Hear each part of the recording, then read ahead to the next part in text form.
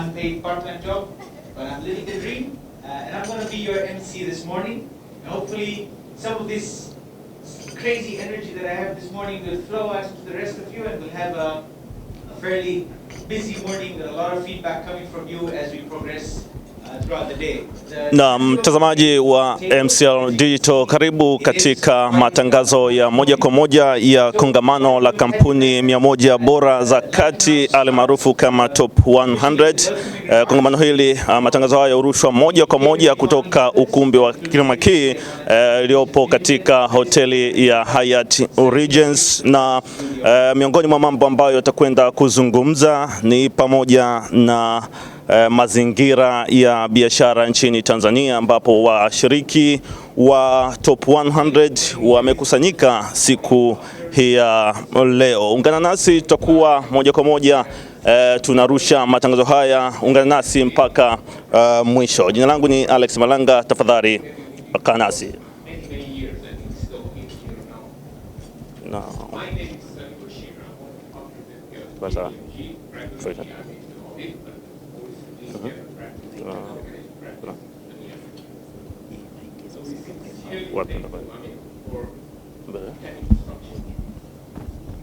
let me start acknowledging of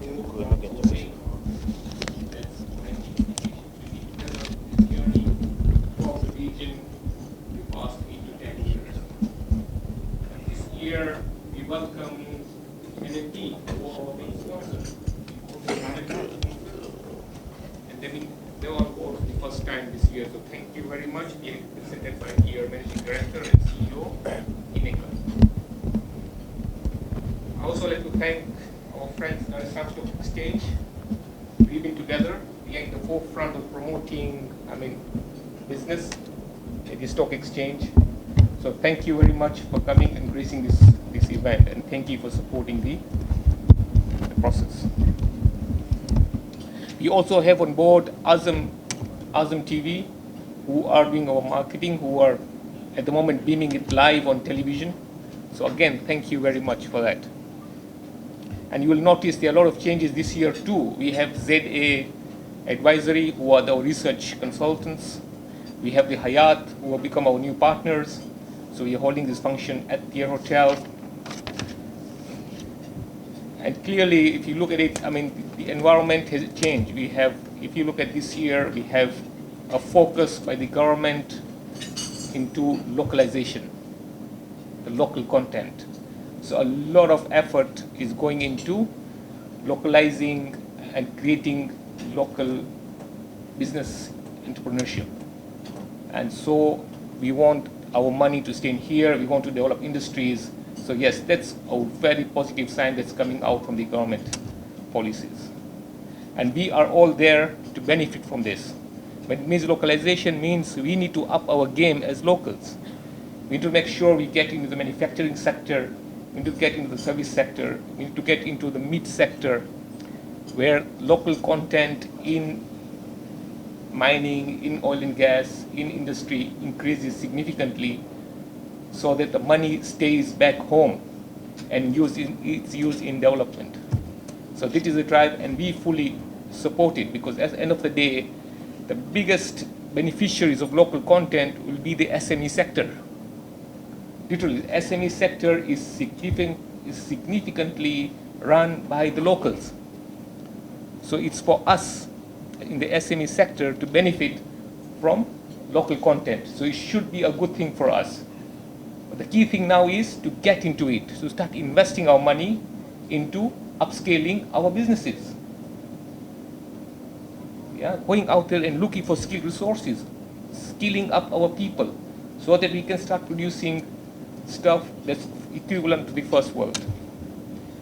So once again, I'd like to thank especially Mr. Mwaka, the Director of ICT, who's our chief guest today. Quite honestly, a high-level profile gentleman has come in at the last minute to support us as chief guest.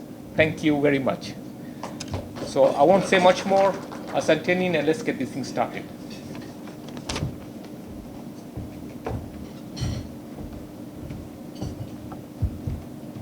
Thank you very much for those words, Salim. And with that, we will start now the program. First on the agenda is going to be the presentation of the survey findings. Now, as Salim indicated a short while ago, we have a new research partner this year, ZA Advisory Limited. And those of you that have been participating in this event over the last few years will have received emails, etc., and would have seen a very familiar name in there. Yes, it is one of our alumni. It is Amur Saleh, who set up this business. And we're very happy that he was able to take up this challenge all the way through to its fruition where we are at the moment. So this presentation will be done by Dr. Remedios Ruhinduka. He is ZA Advisory's research resource. He is also a lecturer at UDSM's Department of Economics. He completed his PhD in economics at the University of Gothenburg in Sweden in December 2015. And he's going to take us through what sort of a high-level overview of what the numbers presented as a result of, or rather from, the data that was collected from this survey. So I'll now ask Dr. Well, he doesn't like the doctor. So I'll ask Remy to please come up front, and we will be projecting the slides on the screen, and he will take us through them. We will have an opportunity to ask any questions on this at the end of his presentation. So if you have any questions, please do feel free to make a note of them, and then you can raise them at the end. Remy.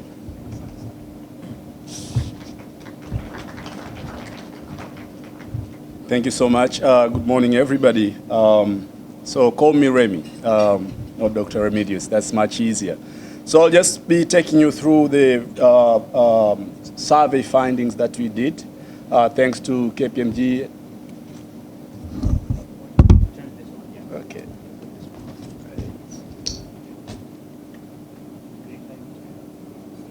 Okay, this makes it flexible. So ZA was commissioned to do this survey with Mwananchi and KPMG. And on behalf of ZA, I'll be presenting to you the findings that we got from this survey. Just to give you a very quick disclaimer before I start the presentation, which is very important, that based on the nature of the sampling of this survey, the findings that I will present should not be taken to represent the Tanzanian economy as a whole, but instead we should consider that this survey is an internal tool for mid-sized companies in Tanzania to learn more about each other and the sectors they operate in. This is important because the survey that was selected, self-selected into this survey, and those who are from the research practices, they understand that when the sample is not randomly drawn, then it's very hard to make generalizable conclusion to the economy as a whole, but still we gain very powerful insights from the findings of this survey. Outline of this presentation will be very brief objectives of the survey itself, and survey approach will be following, and we'll go so much into the key findings, understanding that we are hinted that majority of the audience here already know a lot about this survey, which has been ongoing for over the past 8 years. So we'll spend quite short time on the preliminary introductory thing, and we'll jump to the key findings at the main part of the presentation. And then I'll take you straight to the key conclusion that we draw from this year's findings. So the Tanzania Top Mid-Sized Company Surveys, as we all know, has been championed over the past 8 years by KPMG and Mwananchi Communication. And this year's they've been joined with the sponsorship of National Microfinance Bank, Dar es Salaam Stock Exchange, and the Hyatt BSM Media sponsor, the Azam TV. But the overall objective of this survey is basically to identify Tanzania's fastest growing mid-sized companies. And with the hope that sponsors feel that and they believe that celebrating the entrepreneurs who have contributed to wealth and job creation in Tanzania is very important, as it stimulates others who are growing, but they have very specific objectives, okay? So KPMG and Mwananchi, once they were launching this type of survey, they had very specific objectives, and since these are not owned by ZA, allow me to just read them as they are. And 5 key specific objectives of the survey is to identify, recognize, and reward aspiring enterprising medium-sized companies, Second is to enable mid-sized companies to benchmark themselves against their peers. Third being to support the growth of mid-sized companies by facilitating links with key service providers. And four is to facilitate networking opportunities among the top 100 mid-sized companies. So those are the key specific objectives which I believe you might be so much aware of them. So what is the top 100 company at the very end? The top 100 company is one which ranks ahead of its peers in terms of revenue, growth, profit, and returns to shareholder and cash generation liquidity. So it is the company that has succeeded in progressively growing its market position in industries in which it operates and over time. So we as ZDA, our role was basically to go through the process which will ultimately allow us to identify these top 100 companies, but also the lead of these top 100 companies. So just a quick on how we ended up doing this and how we will be arriving to the top 100 companies, which I believe will be revealed to you in the dinner gala tomorrow, is that the quantitative approach was used in the analytical part of the work, in the sense that the numbers and books of accounts and different accounting ratios, the financial ratios were used to arrive to the conclusions. And survey was done between 1st of August and 19th of October, so 2.5 months of a survey that was completed. So you can clearly see that the results are presented quite hot from the oven. We had two types of the questionnaire that were distributed to the participating firms. That one was what we call general questionnaire and financial questionnaire. So eligibility criteria of the participants was such that a firm needs to have an annual net revenue between 1 billion and 20. It needs to have submitted at least 3 consecutive past years of audited accounts for 2015 to 2017. It should not be listed in the NS Stock Exchange. It should be a non-bank, non-insurance, audit or legal firm.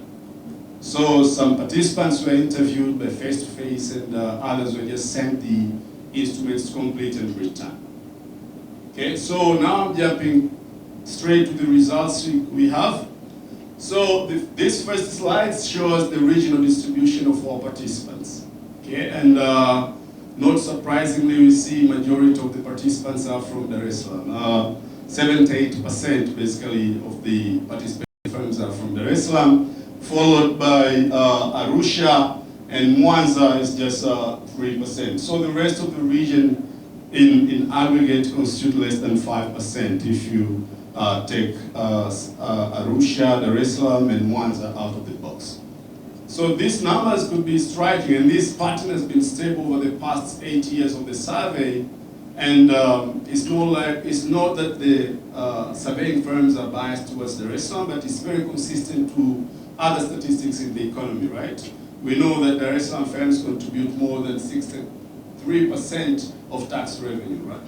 We know that 60% of manufacturing goods, the value of manufacturing goods are in Dar es Salaam. So it's by construction that there is a concentration of the firms in Dar es Salaam, which translate to the overrepresentation of the firms in Dar es Salaam in our sample.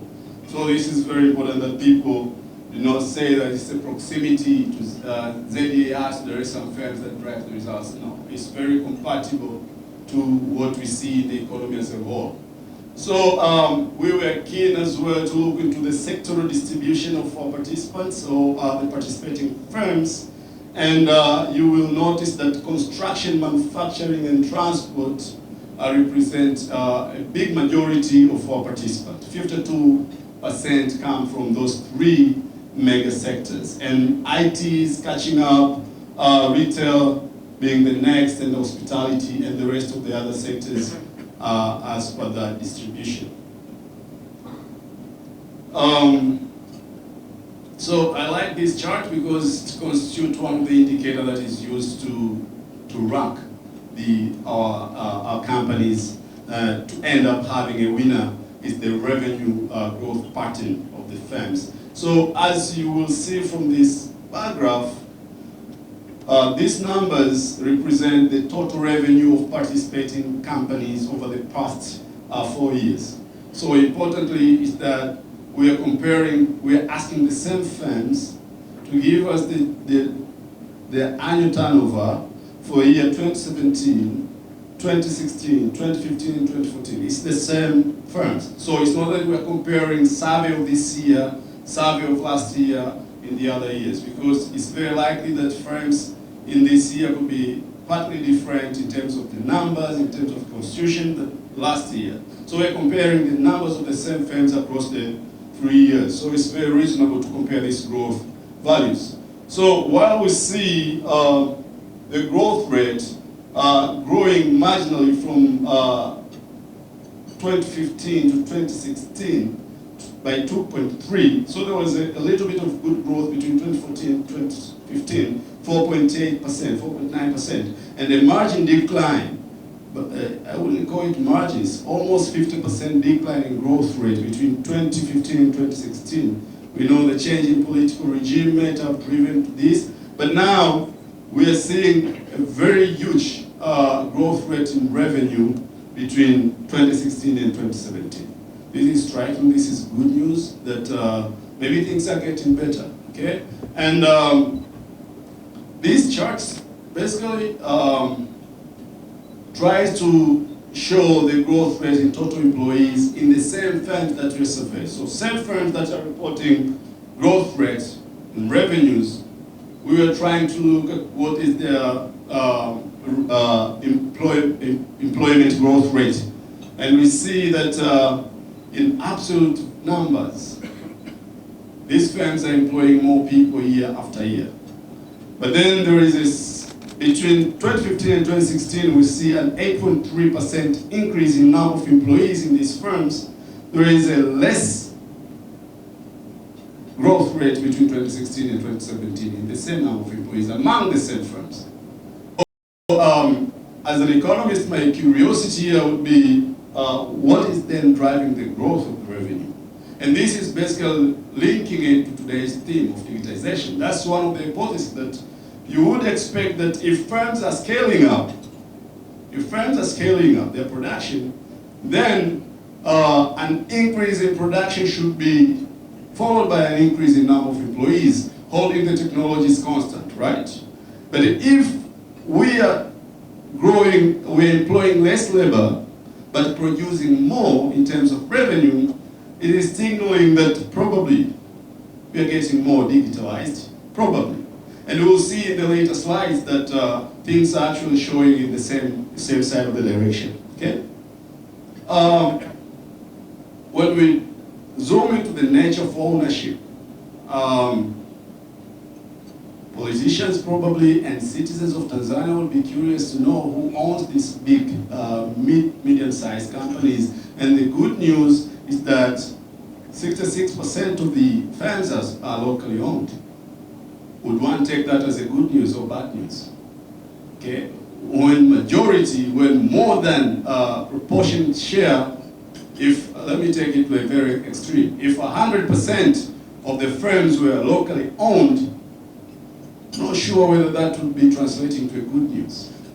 That would be saying something even beyond a good news. Probably the business environment isn't attracting the foreign companies. But the good news that I see is that we have a very good diversity in the ownership of these companies.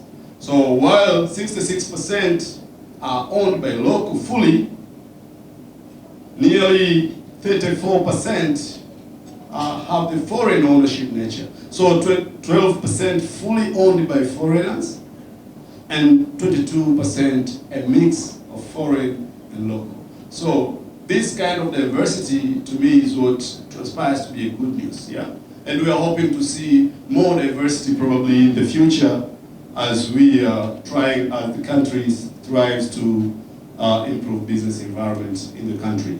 So we wanted to zoom in and see what are the origin, where do these FDIs come from in terms of country originality, and consistent to the numbers we have at the Tanzania Investment Center and the Quarterly Economic Review by the Central Bank. The statistics, the nationally representative statistics that we have, we see that majority of these foreign-owned companies come from United Kingdom, 26%, followed by Kenya, then India, South Africa, British Virgin Islands, and the rest of the other countries constitute 40%.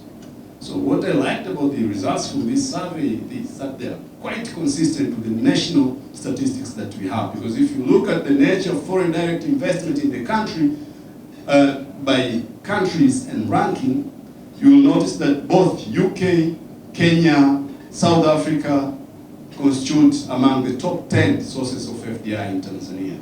So this gives a very good credit not to ZA alone, but this entire survey as a whole, that the rigor of the method that is used generates the data that is very credible, basically.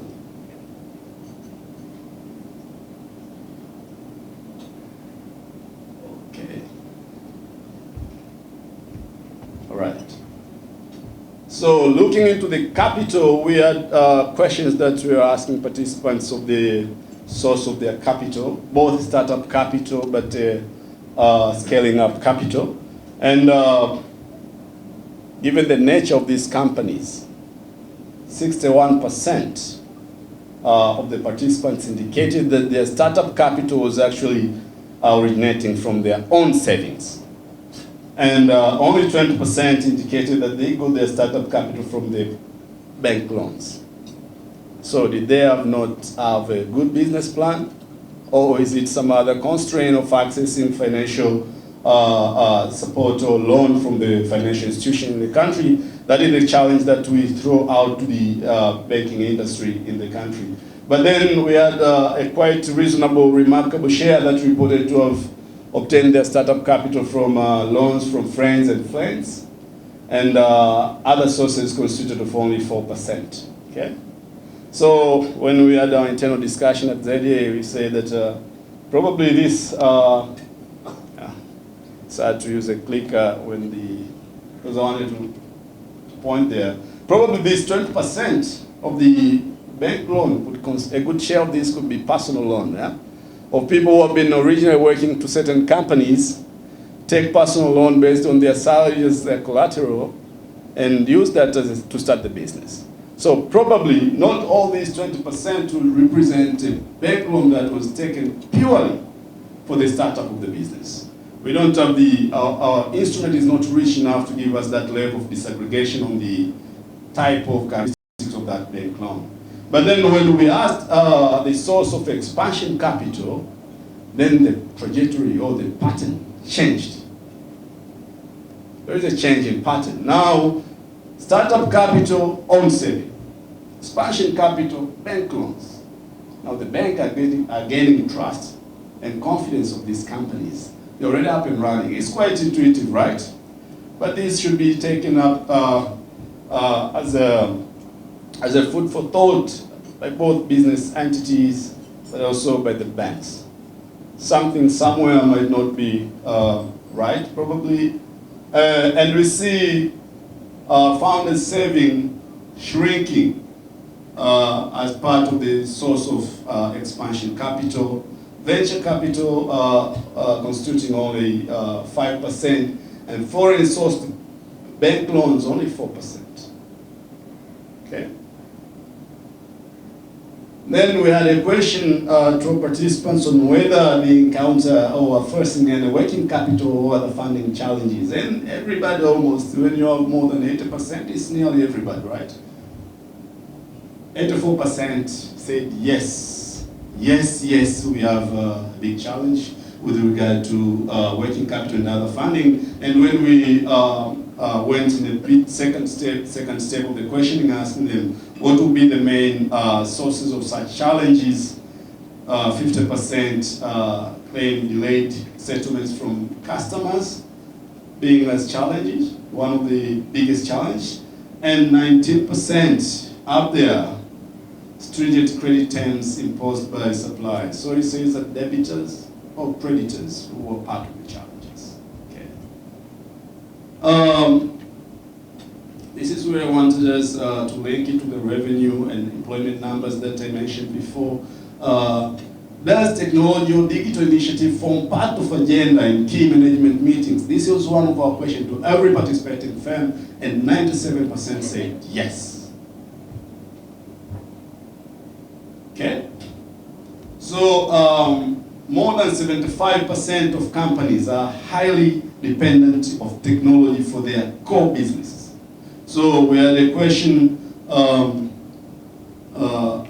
percent of core business that is technology driven. I'm not sure if you can clearly see this, but these are those who said 60 to 79% of our core businesses are technology driven, and there was 31%.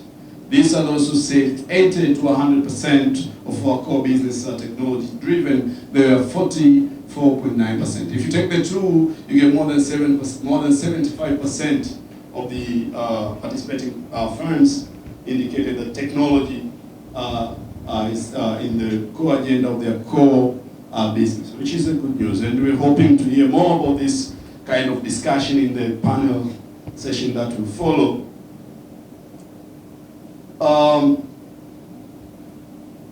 Export and presence of firms in foreign countries was another thing that we were keen to explore. And interestingly, 47% of participating companies export their products outside Tanzania, but 53 don't. And we zoomed in to see what are the countries of the destination of these exports. And again, these numbers are quite striking. Almost everything of our export goes to the East African community. Okay? And very small percent, emerging percent outside of the East African community. So the customs union and common market, is it working?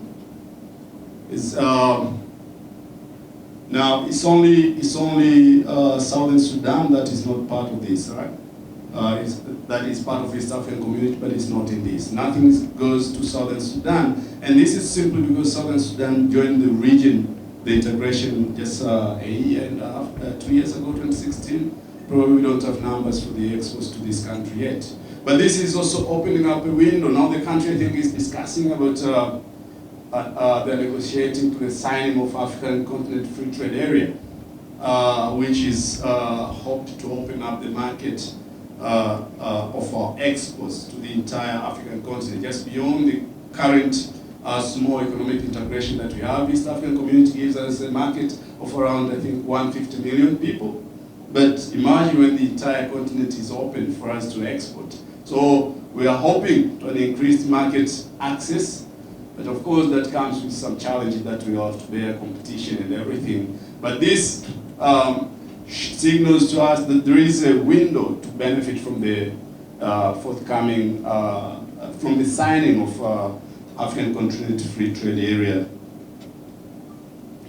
So when it comes to internal companies governance, we had a question on whether governance is part of the key issues in your company, and the results show that 88% of companies report to have taken steps to improve governance in their companies.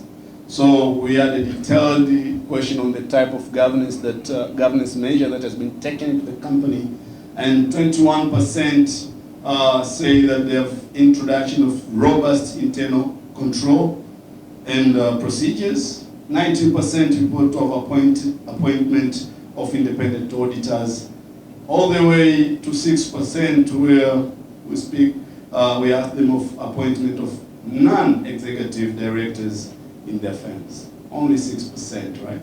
And 2% are others.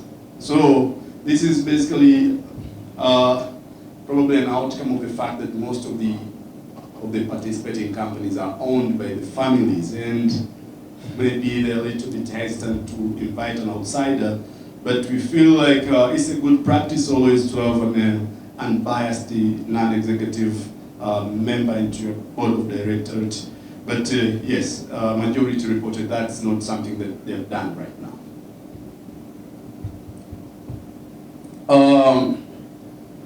when we asked of the number of times, for example, the board meetings sit in a year, around 57% of participants say that their board meet between 3 to 6 times a year. So I think this is a good number. CEO succession plan. Do you have any CEO succession plan? Around 78% already have the succession plan for the CEO. And when we asked them about the shareholders, whether they have any shareholders agreement in place, 80% of the participants said yes. Not sure how much you guys trust this, but these are the numbers we have from our survey. We are inclined to trust the numbers. Then when we had to ask the participating companies on their economic perception, because I think this is, we all come from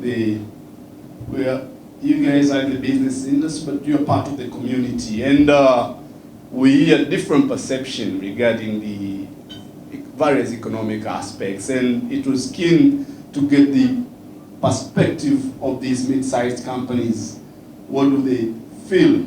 And so we had the question like, how would you see, how do you perceive the current economic situation compared to the 6 months ago?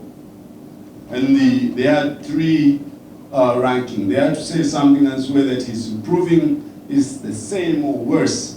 And when they had to compare it with the past 6 months, only 55% said to witness they feel like now is better than the past 6 months, with 23% saying now is worse and 22% saying now is the same as the past 6 months. But when we ask them, how do you see the next 6 months in terms of economic perception economic situation as a whole compared to where we are now? So the forward-looking vis-a-vis backward-looking. So the forward-looking was more optimistic. Okay, it's more optimistic that we have 60% compared to 55% who hope for the better future. And we have significantly less percent hoping for the worst future. So people are a bit optimistic, and when we had our internal discussion, we were thinking probably it's because of the current good trajectories in terms of revenue that the companies are seeing, and hopefully they are hoping for some better situation in the near future. And then we had a question now on industry perception. This previous one, perception on the economy as a whole. The economy as a whole is a big black box, okay? Then we zoomed in to an industry where that particular firm is operating. What is your perception? Which you believe a particular company should be knowing it much better. Again, now things are even improving more. That 62% in a situation where in their comfort zone, I would say, when they are asked in their comfort zone, 62% feel like they are much better today than past 6 months, and 66% are hoping for better future in the terms of short run, the next 6 months. While we have 18 vis-a-vis 14% respectively for the past and future 6 months in terms of worsening economic situation in that particular industry. So just to conclude and give you our quick digest on this analysis, is that this 8th edition of the Top 100 Mid-Sized Companies Survey generated a diverse set of participants from our overall analysis. We find that most of participants saw their fortunes rise in 2017. But there is positive sentiments about the economy, and working capital continues to hamstring the growth of mid-sized companies, as we saw on the sources of that. And sources of finance, whether for startup or expansion, are limited on own savings and bank loans if security is available, basically. And there is a financing gap in alternative sources of finance, such as venture capital. And just to finish and kickstart the agenda for today's panel, is that technology and digital are no longer just buzzwords. As we saw, 97% of our participating companies reporting that, yeah, they take this as part of their main agenda and in their core activities. So regardless of sector, management teams increasingly pay attention to technology and digital initiatives. Thank you. That's all from the ZA today.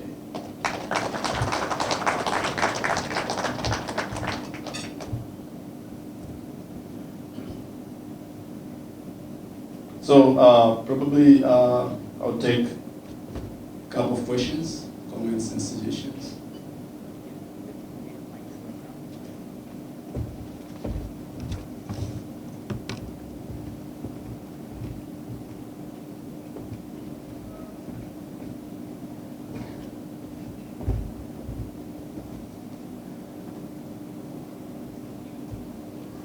Anyone?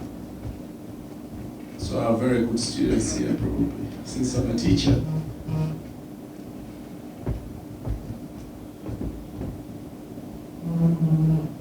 Good morning. Thank you for a very interesting and insightful presentation. My name is Ineke Bussemaka, and MD of NMB Bank. NMB Bank, not National Microfinance Bank. I saw your distribution of the various industry sectors where the companies come from. And then you're saying about technology and digital. Can you comment on, in the various sectors, what the development and what the impact and importance of digital and technology is? Did you get that out of your survey? Because I could assume it would be different per sector. Could be interesting to know. Yeah, I think quite interesting question, and I think my colleague said they would agree. This is one of the things that we were discussing, and we'll throw it as a suggestion to KPMG in the future surveys. We need to have quite enriching questions to capture those aspects. And we were to recommend that maybe the theme would be decided quite ahead of time so that we could enrich the questionnaire to capture those thematic specific kind of questions. So no, unfortunately.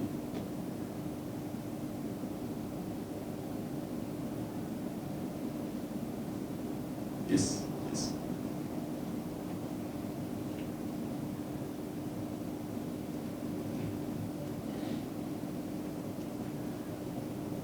Thank you. I know that bank institution are not participating in top 100. Suppose if I ask you, like, as a professor, or as a, how you could have imagined if bank has participated, what is the improvement and what is the growth? Should I welcome to respond? Yeah, no. To be honest, being very objective, I wouldn't have an answer to that. Okay? It will be because what we measure to come up with the final ranking are the growth trajectory of different indicators, mainly revenue and profit, right? So, in as much as banks could be very big entities, there could be a relatively smaller entity that is growing relatively faster than the bank. And that would have surpassed. But already, it wouldn't be a mid-sized company. So, to be objective, I don't have a very precise answer to that. I can't prophesize. You know? As a researcher, I need to have numbers and make my judgment.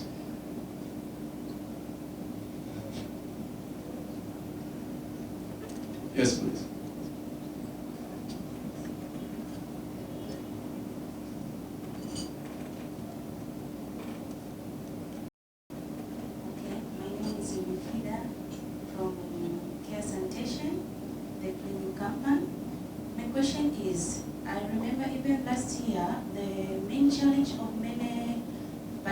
For the long outstanding debits. So I want to ask you to one organizer, how are you going to help this mid-sized company to solve this problem? As you see, that's the main problem for many years. How are you going to help, especially in government institution? You may find one of the clients, you have the outstanding debt maybe of 100 million. How are we going to expand in that situation from?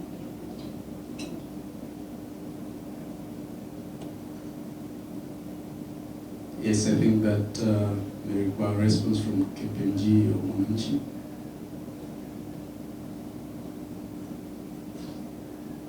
Anybody? Yes, Alex. I think it's not isolated to SME sector. It is something that probably as a country, that's why we have a guest of honor here. These are the things that can be taken up. And it's probably not only for KPMG to say a word about it, it's something that is rampant in the economy and has to be done. And I think the trend we are seeing now probably is a good news for us as well in terms of the growth that we're seeing. Because once you get that value in, probably it will translate to the cash flows that we need for those debts to be paid. That's what I would be able to say.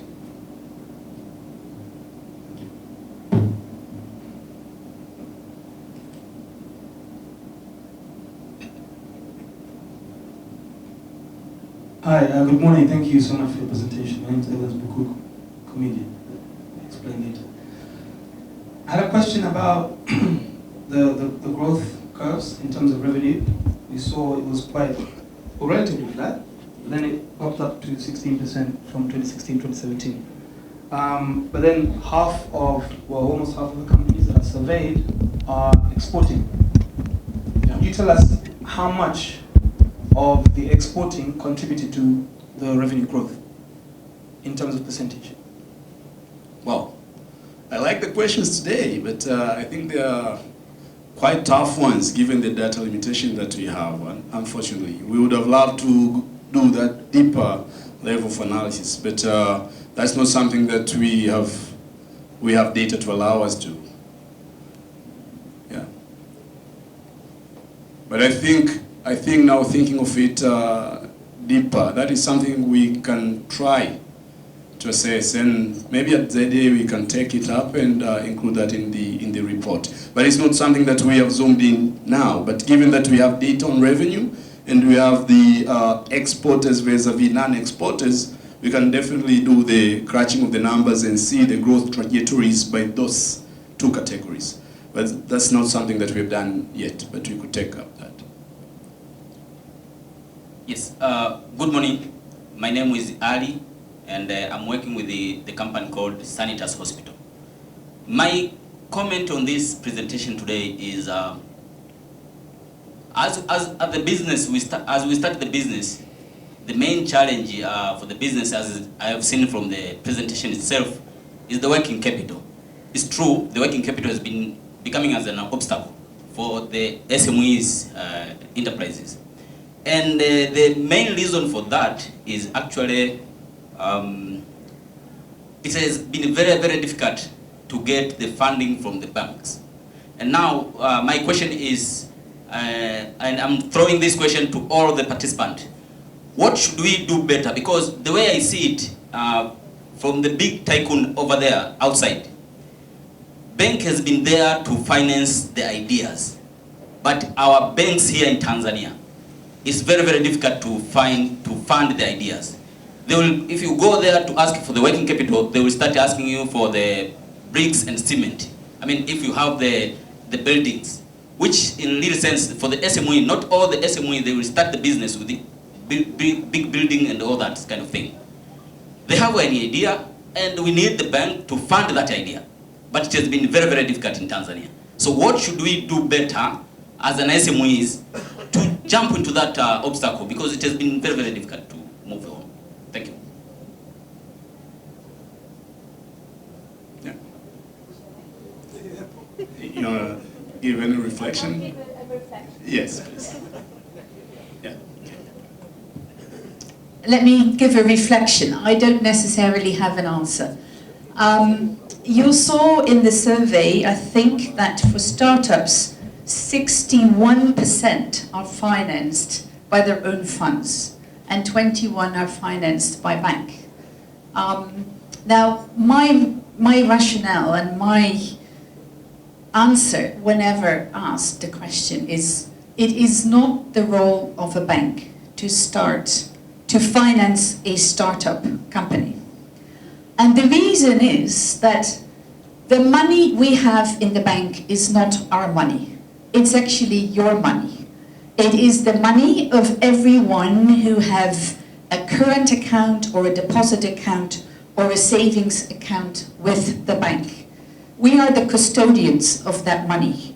And we need to make very sure that when we lend that money to a company, it comes back so that when you want your deposit back, we actually have the money to give it back to you.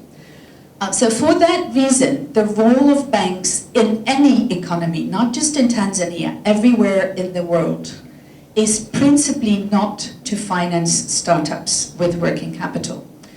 Banks need to see a little bit of performance, a little bit of history, a little bit of a track record by a company before they can use depositors' money as a loan to a company. Now, I was actually quite pleased to see that 61% of startups are actually financed by their own savings, because that is actually, in around the rest of the world, that amount is even higher. Most companies start with their own money or with friends and family money. When you've shown a little bit of a track record, quite often you're able to attract venture capital, or you attract, angel investors, or you're able to attract maybe a foreign direct investor in the same industry that sees the potential that you have in your startup company in this country. And then after, a few years, and that was also quite clearly shown in the survey, if you built up that track record, then the bank can say, I can justify to my shareholders and to my depositors that I can actually provide you with working capital loans. So just to make that clear in terms of my reflection on startup, I think the other thing that I saw was that working capital constraint is largely because of delayed payment by customers and stringent new rules by suppliers. Now, should a bank finance a delayed payment by your customer or new stringent rules by your suppliers? I think, again, that may not be the role of banks. If customers have an obligation to pay you, they should pay you.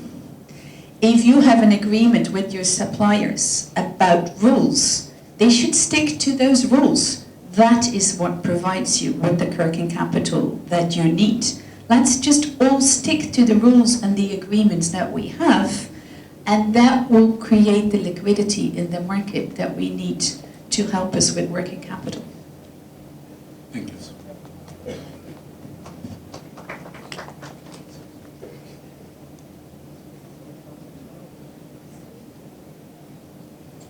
Okay, just to mark on the results again.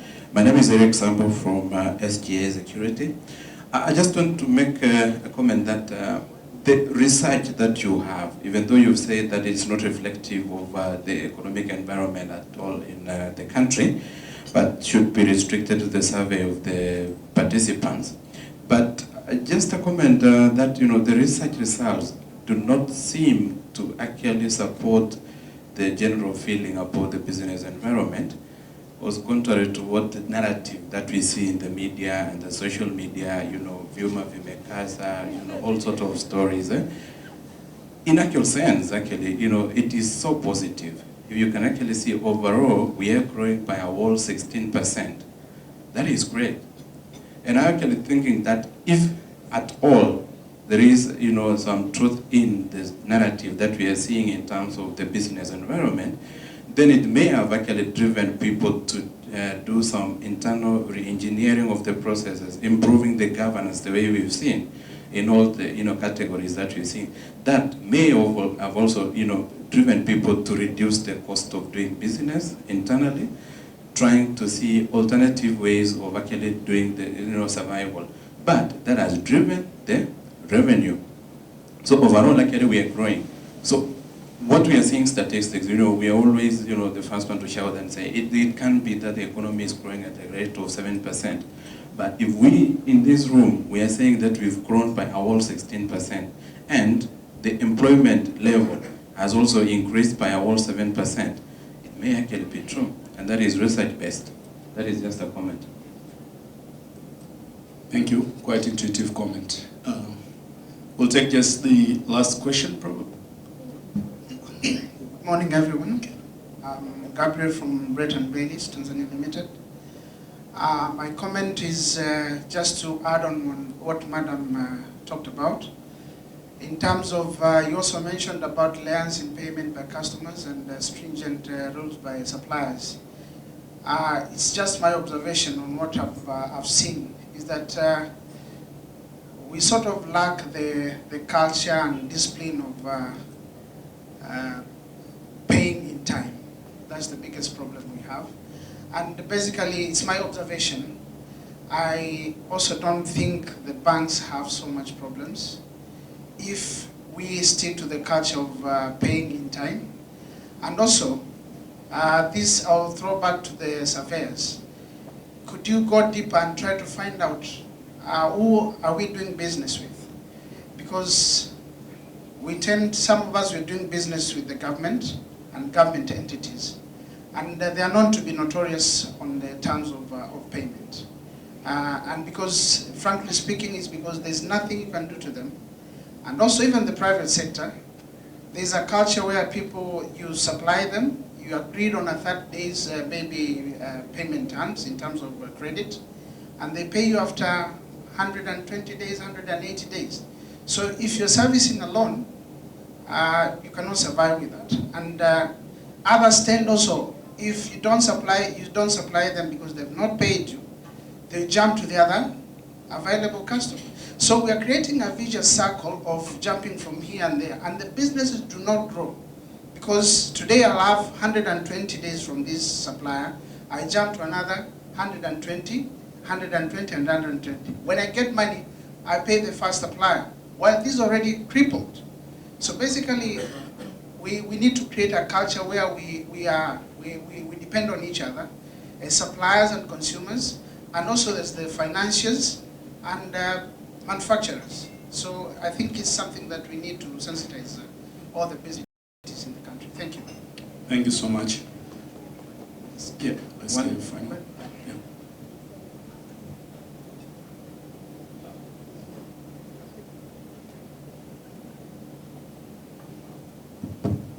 Good morning. Thanks for an amazing presentation. My name is Samir. I'm the CEO for Celcom. We had this discussion earlier today, and with Madame Ineke alongside me. Our opinion, or at least my opinion, is that if your business is well regulated, well governed, then the current economic climate doesn't necessarily affect you because you're compliant, you're tax compliant. I think you're you're paying your taxes, you're operating within the realms of good governance, and therefore you're growing. But again, you may not have captured this, but this pool doesn't seem to be growing in terms of the companies that you're surveying. So what's your opinion in terms of the companies that don't participate, probably fall in the 1 billion to 20 million bracket, but don't necessarily participate? And maybe those are the businesses that are currently reflecting the reality on the ground, where the Vyuma Vimekaza, or there are other issues in the market as a result. And maybe this is just a very subjective question, but maybe you have an opinion. Thanks, Amir. The first disclaimer we gave is exactly surrounding the discussion you have had, you two, that we invite the firms to participate. So we send the invitation to around 500 firms eligible, who qualify for the criteria. And only a couple of 200 plus actually return the forms. So our expectation or hypothesis or gut feeling is that those firms who comply basically to rules and regulation, taxi and everything, are the ones who are very likely to participate. And no wonder your hypothesis that those who comply do not fall into this paradigm of Vyuma Vimekaza is very much supported by our findings. And it's the very reason that we gave the disclaimer that sample that participates into our survey might not represent Tanzania economy as a whole, might not represent mid-sized companies, all mid-sized companies in Tanzania. Because we in economics, especially in the realm of impact evaluation, where we say we believe on something that is called self-selection. Okay? When you do not draw a sample randomly and you just ask a pool of eligible participants to come up and participate in a particular survey, there will be a certain cadre of participants with very peculiar characteristics who are like to self-select and come up front to participate. And there will be another cadre that is a little bit hesitant. Maybe I shouldn't go there. And then the findings you get from this particular cadre that self-selected into participation might not represent the entire population in the country. So you're very right that we need to think of ideal way to induce participation across all spectrum and all type of firms. I think we might need to have a better clause of confidentiality, guarantee this participating firm of the privacy of the information they give in a way that I don't know how by now, but we have to think of a better way to assure firms that information they share is really strictly for the purpose of this survey. And probably that might wake up even those who feel like I'm not sure with my records whether I should go up there or I should remain behind. So that would be my quick reaction to that. So let me thank you all, and I wish we have a great day for the remaining of the sessions. Thank you. Thank you very much, Remy. If you'll just give me a moment while I put all the microphones back.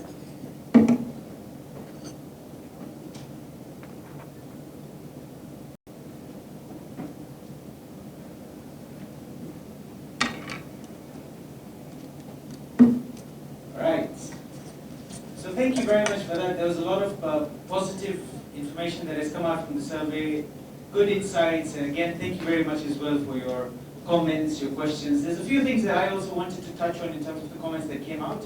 So in terms of especially around the depth of information that was requested by some of you here, the data that we do request is very high level. You know, we just look at revenue as a whole, and we don't really do a split. I'm not really sure whether all of you will be comfortable giving all that information. It can be something that we can look into next year as an optional question in the questionnaire, and we'll see how that pans out. We're very happy to get these recommendations. Our research team at the back is also taking notes as well. So hopefully we'll take on all these positives and apply them in the future. In terms of the comment around the privacy, so I think that goes without saying. I mean, I don't know how more we can convince you. We are in the business of collecting client information. I mean, at the end of the day, when an auditor comes to your office, you're trusting him with everything. And if we, or any other professional consultant for that matter, were to damage that trust, then it becomes quite a big issue. So rest assured, and please tell your friends that they can also rest assured that the data that is collected is really kept very, very confined. After the data collection exercise was done, and the data is given to us by the research agency, there is a team of only 3 or 4 people that actually go through the numbers to get to the final list. So we, even at our end, we very much work very hard to make sure that this doesn't spread out. So rest assured, your data is very well contained. And maybe something that we can ask you now, because like I said, we've seen, this is now our 8th year almost, and we keep seeing a lot of people coming in every year, which is a good thing. But at the same time, we also urge you, and we challenge you, really, to talk to your friends and find out why are they not participating. Because from 500 or 700 questionnaires that were sent out, and if we get a response of only 200, that really, again, like I say, doesn't do justice to the SME industry. So we really need your support in this. To talk to your friends for next year now. This year is done. But for next year, talk to your friends. Get them to participate. Share the benefits. And we can take this, hopefully, to a much more stronger platform in the future years. So after this now, we're now going to move on to our panel discussion for the next hour or so. So I will request our panelists to come to the front. our chief guest, Mr. Munaku, please make your way forward. MD of NMB, Ms. Inika, please. Samir Hirji, and Anthony Nzamo. If you can make your way to the front, and then I'll do proper introductions once you're settled in. Karibu. Thank you.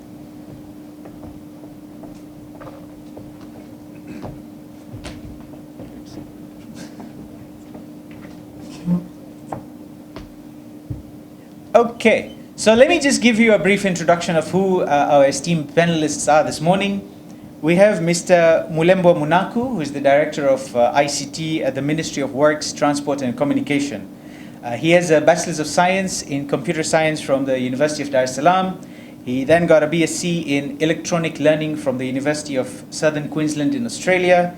He was also lecturing at the University of Dar es Salaam in the Department of Computer Science from between 2002 and 2017. And like he said, now he's the Director of ICT. And his specialty or his focus is on policy and strategic planning. Sir, welcome very much. Then we have Ms. Inika Busmeka, the MD and CEO of NMB Bank. She has over 30 years of experience in the banking sector and has held senior positions with several global well-known banks. And she holds an MBA in Business and IT and a Bachelor's in Mathematics. Madam, thank you very much. Samir Hirji is the CEO of Celcom. He has a BSc in Computer Engineering and is a member of the Tanzanian Association of Consulting Engineers. And he has vast experience. He's undertaken numerous projects in developing point of sales and inventory control systems along with digital financial services. Samir, thank you very much for being here this morning. And last but not least, certainly, we have Anthony Nzamu, who is the Director in our IT advisory at KPMG. Anthony has over 15 years of experience in providing solutions to clients' IT needs. He has a list of qualifications that goes as long as the day. He says he likes to do a lot of exams. But he's got a BSc from the University of Nairobi. He's also qualified with ACCA and CISA as well, and a lot of others, like I said. So panelists, thank you very much. Before we go into the questions, I thought I'd just spend a little bit of time on explaining what we're going to be talking about today. We have seen on our slides, we talked about how companies now are taking the digital transformation technology. IT is becoming a key part of their agenda, with over 97% of companies that were surveyed saying that yes, they do discuss this on a day-to-day basis. So that thought, that's sort of led us to this topic where we want to talk about digitalization and its impact on Tanzanian businesses. So what we're going to do is we're going to give each member of the panel time we have specific questions. They will answer those questions. We will also give members of the audience an opportunity to ask questions after the panels are done. And similar to what we'll have people going around with mics. If you don't want to comment, you can just write your questions down. Our team will collect them. Let's have questions that are relevant to this particular topic.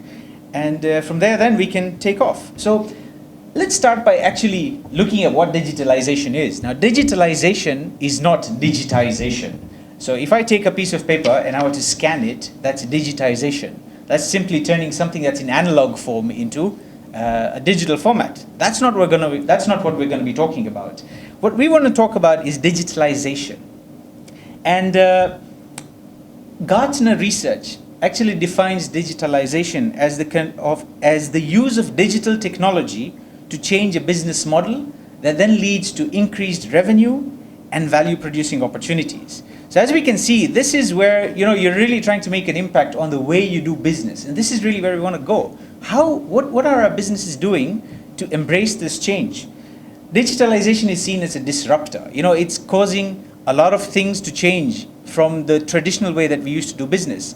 And I'm sure when we go into the panel, they will give their experiences of how they have challenged those. It's a mega trend. And what happens with mega trends is that they influence the globe as a whole.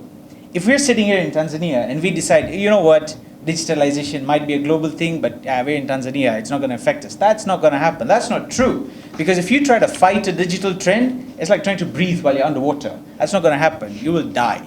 So, okay, that's a bit dramatic. But what we want is to see, all right then, if this is something that is happening out there, then as businesses, we need to be embracing that change. And that is where we want to look at. What are the things that have affected? What are the key trends that we see in digitalization? So you've seen digital security, cyber security is a big threat. You keep hearing about leaks happening at LinkedIn, Facebook, and this is all our data that we are very easy to give out. When you're told, log in, what's your date of birth, passport number, how many wives, how many kids you have, and we're willing to give all of that, and then it goes missing, and the risk there is insane. So digital security is definitely something that's very key. Intelligent conversations using artificial intelligence. When you log into a website and then there's a little box that pops up and says, hey, this person here is ready to talk to you. And it's not, it's an artificial intelligence. I got a meeting invite the other day to attend a conference call that was actually set up by artificial intelligence. There's actually a program that does that. Gmail now has a function where if you receive an email on Gmail, it actually gives you suggested responses at the bottom. And it's actually read your email and it gives you responses like, if it's relevant, yes, no, or maybe, right? Or thank you, or go away, And it's really, they've gone through your data and they actually give you responses that you can give. The Internet of Things is another big thing that's happening. This is where you have internet-connected devices. So you can be sitting at home, and when you're leaving work and you're about to go home, and you think, today is a very hot day, you log into your phone and you tell your AC to turn itself on when you're 20 minutes away. So by the time you get home, it's nice and cool. And guess what? That's happening. How many of us have got CCTV cameras that we can actually view while we're sitting at home, and we know exactly what's going on at work? So that's your Internet of Things. And then the move to 5G connectivity, the hyper connectivity. And this is going to be very important because if we want to digitalize really our businesses, then the connectivity has to be very strong as well. And we're seeing steps being taken in that way. So we want to look at how all of this potentially is going to impact our businesses here in Tanzania. So let me now start with Mr. Munaku. What we want to hear really from you is from the government's perspective now, and how has the government reacted to this? And what are the government's plans in supporting not just businesses, but even from within, and what changes have they done to make digitalization a reality for businesses in Tanzania? Yeah, you can sit here, it's fine. Yeah, that's right.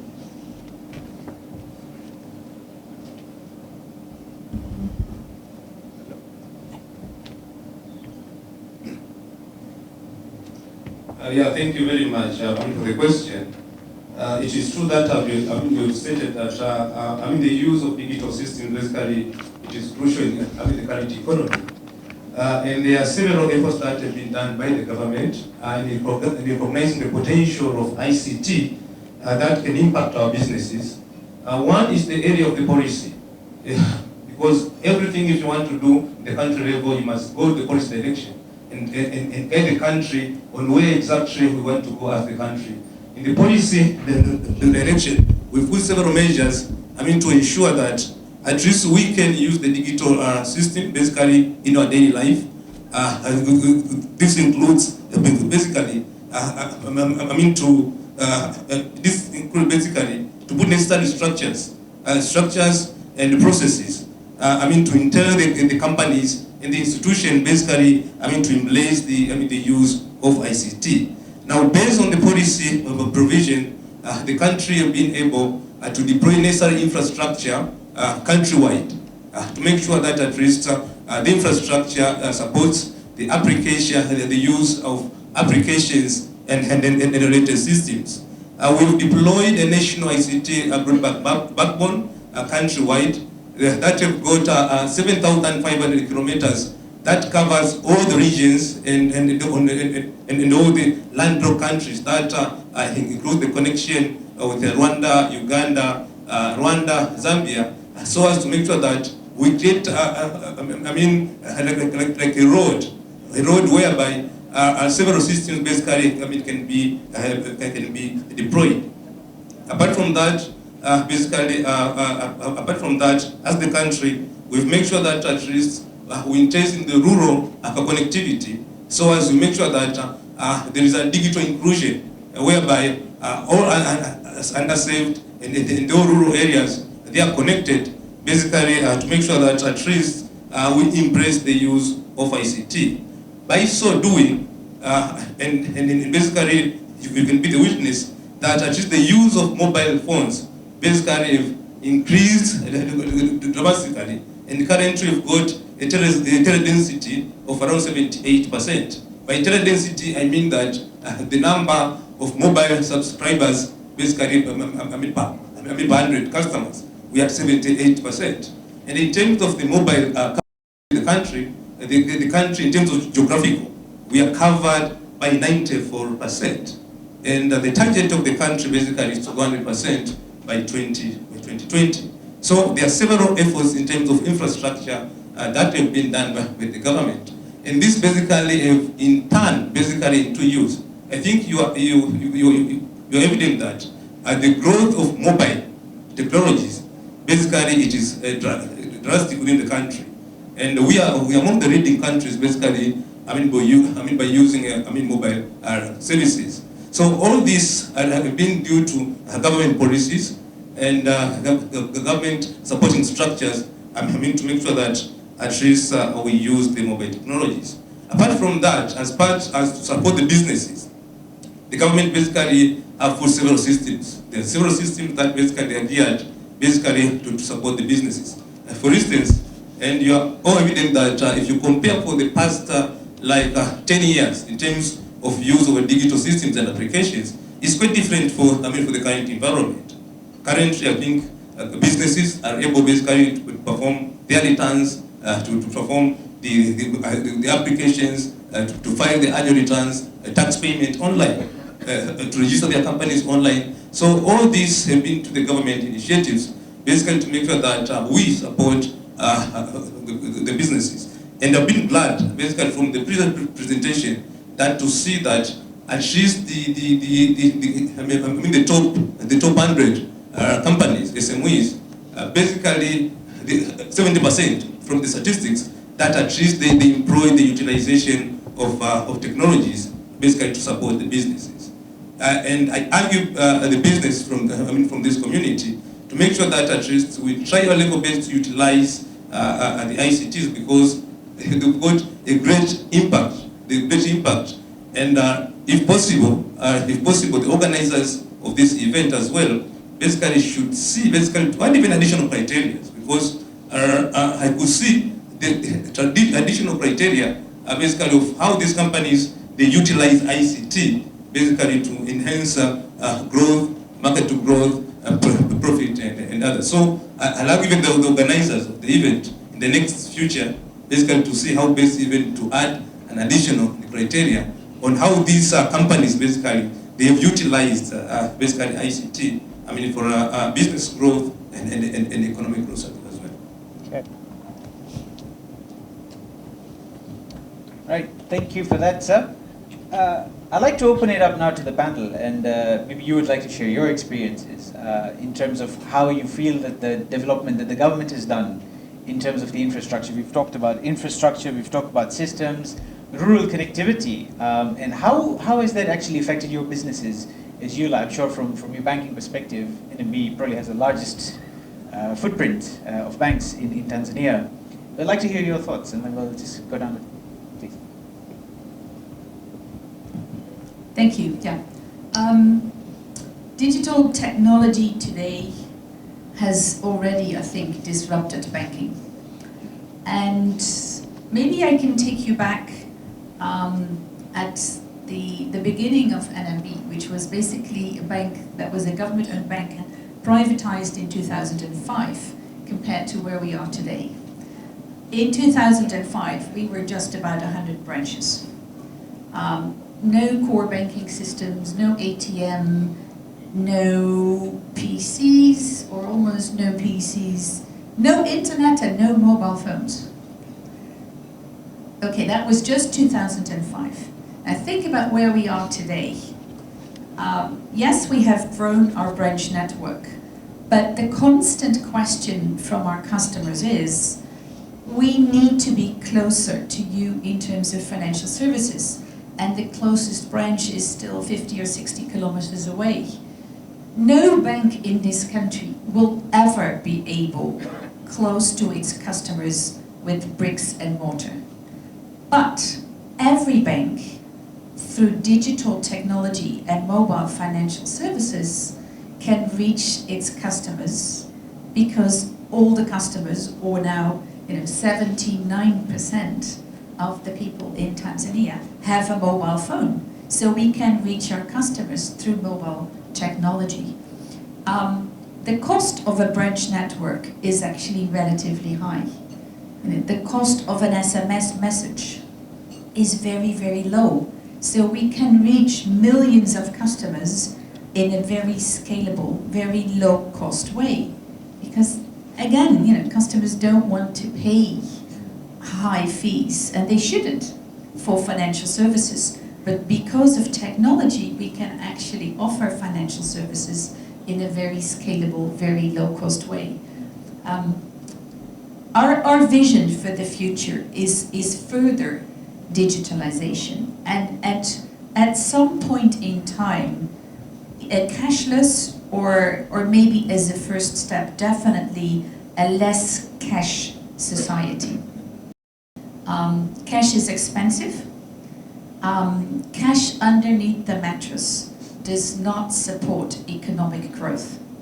If cash stays underneath the mattress and is not in a formal financial system, no financial institution can take depositors' money and turn it around and provide working capital loans to mid-sized companies, of the types that we see today. So what we all should strive for is to say that cash underneath the mattress should be in a formal financial system on MNO wallets or on bank accounts, because then that money can be used to actually invest into the economy and grow the economy. And that can only be done using digital financial services. So I would say, I don't have to preach to the converted, right? Without digital financial services, no growth in financial services and no growth in the economy, basically. Thank you very much. And I hope you haven't exhausted everything that you had to say, because there's a question for you as well that comes up. Samir, do you want to add anything?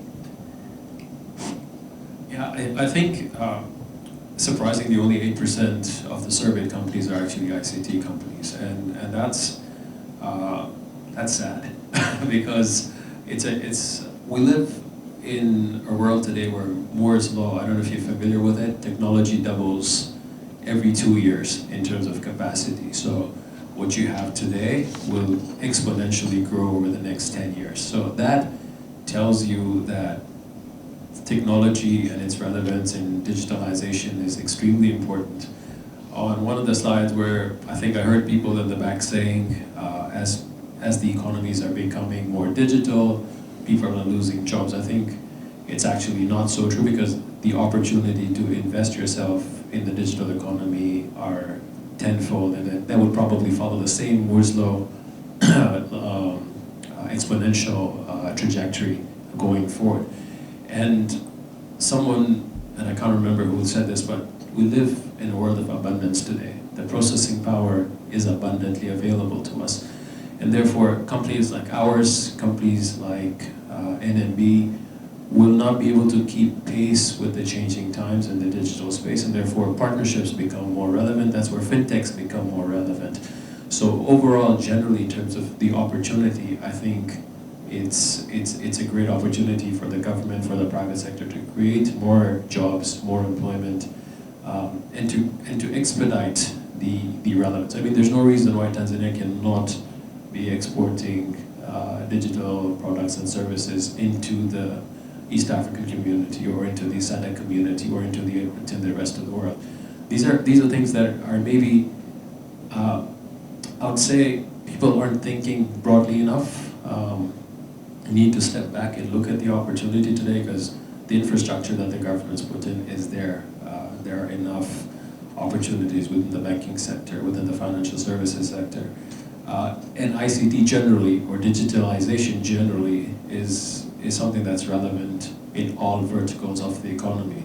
As a technology company, we're not restricted to telco or banking. We can go as far as insurance, as far as legal, as far as medical, as far as manufacturing. Don't mention auditing. We can go as far as auditing and advisory. And to be honest with you, one of the things that will happen very soon is all the advisory work, such as legal and even auditing, will be automated, because there's so much abundant processing power in the world today that these mundane, I mean, you don't wake up in the morning and say, I want to go look at a spreadsheet, right? You want to go in and say, I want to make a difference to my clients because all the work has been done, and now I can go in and implement the strategy or the results of my advisory work.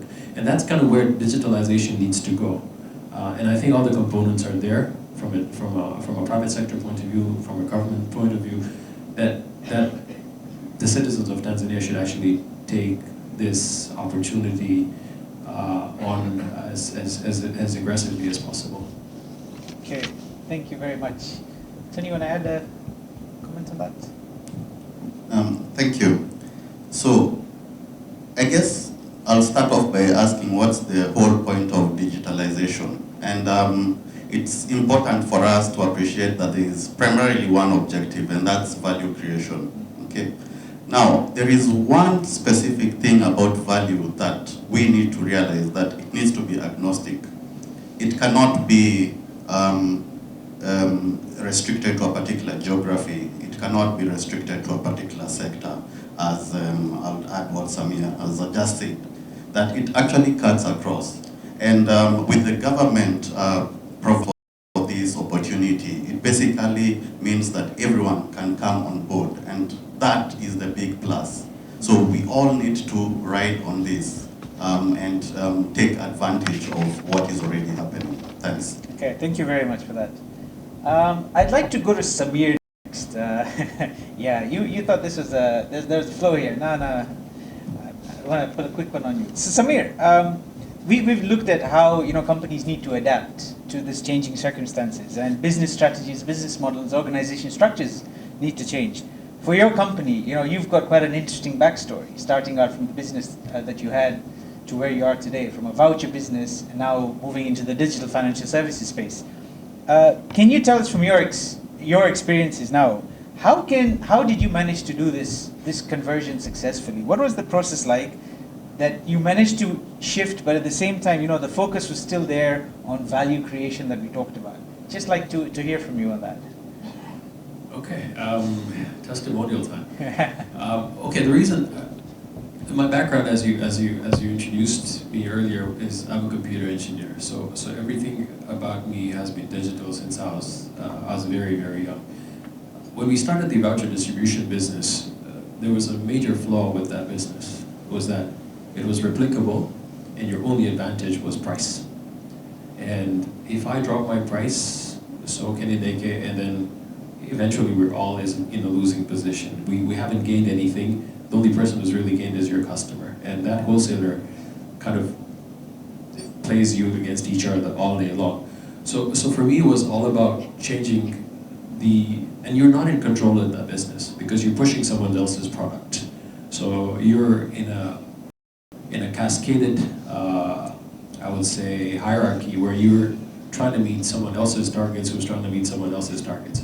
So that was the fundamental reason why we diversified. And diversification came as a direct result of us having those relationships with the mobile network operators at the time. So from airtime distribution, we went to running the national lottery on SMS, to then doing ringtones and logos and SMS alerts. And then as a result of those integrations, we went into mobile banking and into mobile financial services. So as a business, and I would think a lot of businesses in the top 100 have pivoted and evolved over time. We evolved because we wanted to be in control. We didn't want to be held hostage as a result of something that doesn't necessarily create value for you. And that was the only reason why. But it helped that I had a technical background, and it helped that we had the requisite relationships in place. But going digital was always always the strategy. And one of the main things we do is we continuously evolve. So when we started mobile financial services in 2009, we were very different from what we are today. We've evolved ourselves into offering more and more sophisticated financial services so that we remain relevant. We've also tried to keep pace by partnering a lot more now than we used to. We had an in-house philosophy of doing everything internally ourselves, But with the rapid pace of change, it becomes increasingly difficult to be able to deploy new products and services if you're going to do them yourselves. So partnering, collaborations, and to a great extent from a management point of view, we're also not very big on internal collaboration. We're very big on coordination. So if you ask people in this room, in public view, they'll say, yeah, we love working in teams, but individually people work a lot more efficiently when they're working individually. So if you're coordinated and everyone knows what they're doing, you'll get it done a lot more efficiently, quickly, and in a timely manner. So those are some of the things that we've adopted very early on and have helped us with our transformation. Okay, thank you very much. I think one very interesting thing that came out, even from the earlier discussion, is the humble SMS. And I know now we've moved on to the age of WhatsApp and Telegram and Vimo and what have you. But you know, the fact that now we have the infrastructure and the data to be able to send an SMS to all of our customers at the same time to say, you know what, this is our current offer, this is what you can get. And the reach that is there has just increased exponentially over time. And that's quite interesting. The other interesting thing here also is I liked the comment about partnering. And I think that is something, especially within this room, we have quite a diverse range of industries. And I hope that, you know, by the end of the session, at the very least, you'll have taken business cards from the people that are sitting next to you, if it's not already your buddy. Because the potential here for just linking up with the person that's sitting on the same table with you to see how actually you can work together to give a new, a more evolved business plan or a solution really to the public can be something that we can really work on. Okay, can I have your thoughts on that? I mean, Tony, can you? Thank you. So, when you're talking of innovation and trying to turn things around, there is a new standard, and it's exactly what you're talking about. It goes by the name partnering with other organizations. They call it co-creation. Yeah, and that's really the future. If you don't co-create, then you have totally missed out on the opportunity to really innovate. Now, when you talk of co-creation, we need probably, I would use a good simple example that we can relate to. So today, you are traveling from one part of the city to another, and you take an Uber or a taxi for one of those. Little do we realize that at the point when we have just taken that Uber, it immediately moves you from the Uber application to Google Maps. That's an element of co-creation, where Uber, you're not actually now anymore on Uber, you're actually riding on Google Maps to get you from where you are to where you want to be, okay? So we have to embrace that to be able to actually facilitate and get the benefits of what digitalization is all about. But then there is also the other side of it. And my take is that we need to also ask ourselves, how are our business models? Today, when you look at an organization, most of them will always have the juniors, the middle management, directors, all the way to the top, yeah? Now, that's a very vertical organization. A vertical organization will only support for traditional businesses. So internally, we also need to ask ourselves, what is the kind of culture that we want to make in our organization? So the work culture needs to evolve to allow for more horizontal operations, where you actually get teams from different units working together to come up with solutions. Yeah, and that calls for the current leadership to allow for the same. While at it, we also can't be blind to the fact that the workforce is also changing. Yeah, we're now getting the robotics on board. So in the future, I'll be talking to a robot to get something done, for example, and that's a fact. Okay, so that is also changing. Are we ready for that change in the workforce? Maybe in 2 years' time, there'll be a robot doing the emceeing. Who knows? Who knows? Yeah. Yeah. But linking this actually to the earlier point on the government putting in the local content and all that, what this allows, and it actually echoes the results of the survey that the employment has increased for the companies, is that these organizations will be able to reach will have a far reach to different parts of the country. And what that means is that you'll have those satellite offices, and that requires employment. Yes, there'll be the element of robots, and probably the growth rate of employment may be slower, but in absolute terms, we'll still have higher employment, and that goes without saying. The last thing which is important to note around the internal environment is also the workspaces in which our people work in. Yeah? Most of the time we have our table and all that, but the workspaces of the future that allow for innovation actually call for a room where people just can probably play table tennis or ping pong or one of those other games. Because when you are in a play mode, you actually have the right, should I say, enzymes in place to allow you to innovate and come up with very fresh ideas. In any case, if we are going to do co-creation, it definitely means that we have to work in an environment where we have virtual teams. So today I'm working with you, tomorrow I'm connected to an organization that is far off. And we are probably even doing the follow the sun. So when I'm asleep, another company is up and continuing their operations. So co-creation is important, and internally we need to also change. Thank you very much for that. I especially like the point about tennis in the office. No, the good thing is we actually have quite good bosses at KPMG. We actually do have a table tennis table in our office and a pool table, but it's restricted for lunchtime. So yeah.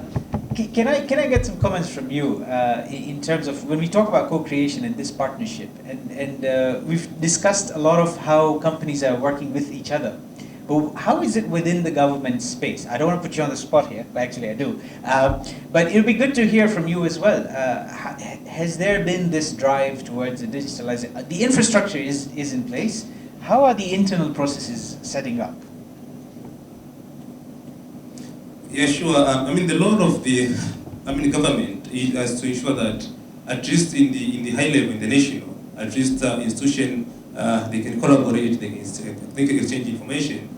This in turn goes even within the government. The government will take some measures to make sure that at least institutions are connected, because if institutions are not connected, it will got a negative implication if the business as well. Because at some point, an institution basically could want to interact with one or more institutions. Now, if the business processes within the government are not interactive, basically it have a negative efficiency implication. So as the government, we have started, there are some internal processes that basically have been integrated, and we want basically to ensure that at least we create an internal processes that is more efficient, basically to save our customers and to save the business communities as well.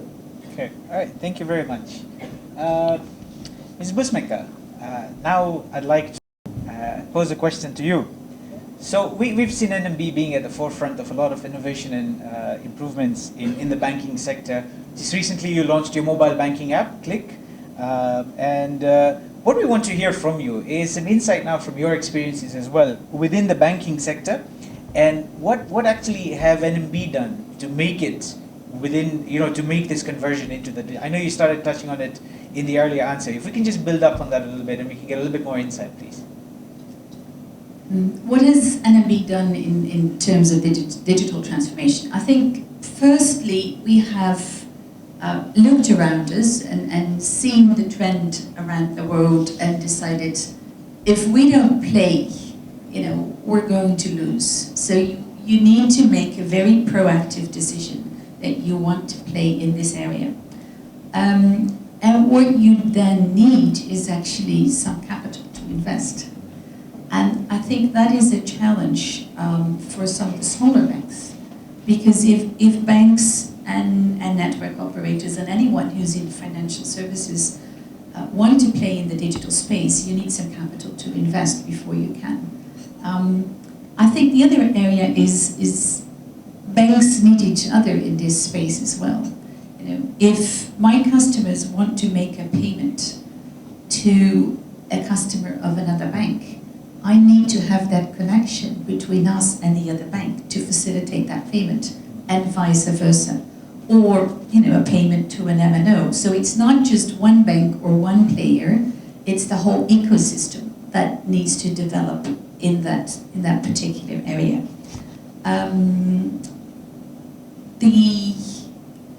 What drives us really is the vision. Partly the government vision of financial inclusion.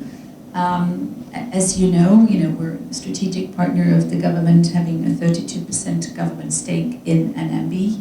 And therefore, but not just because the government wants it, also because we intrinsically believe in it.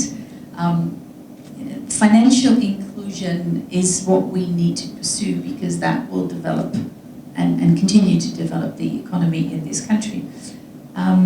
So product development is very important. Have a focus on product development, have a research and innovation department inside the bank.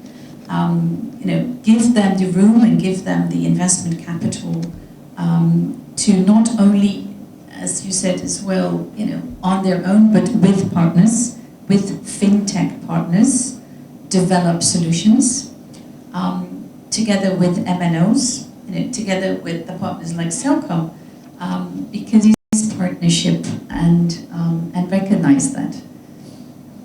I think I've answered more or less. If you have more, let me know. I think maybe one element that is very important in all of this, and it also links back to the government, is if we want to digitally work with our customers need to be digitally identified. And I think this country will benefit tremendously when everyone in the country will have a NIDA.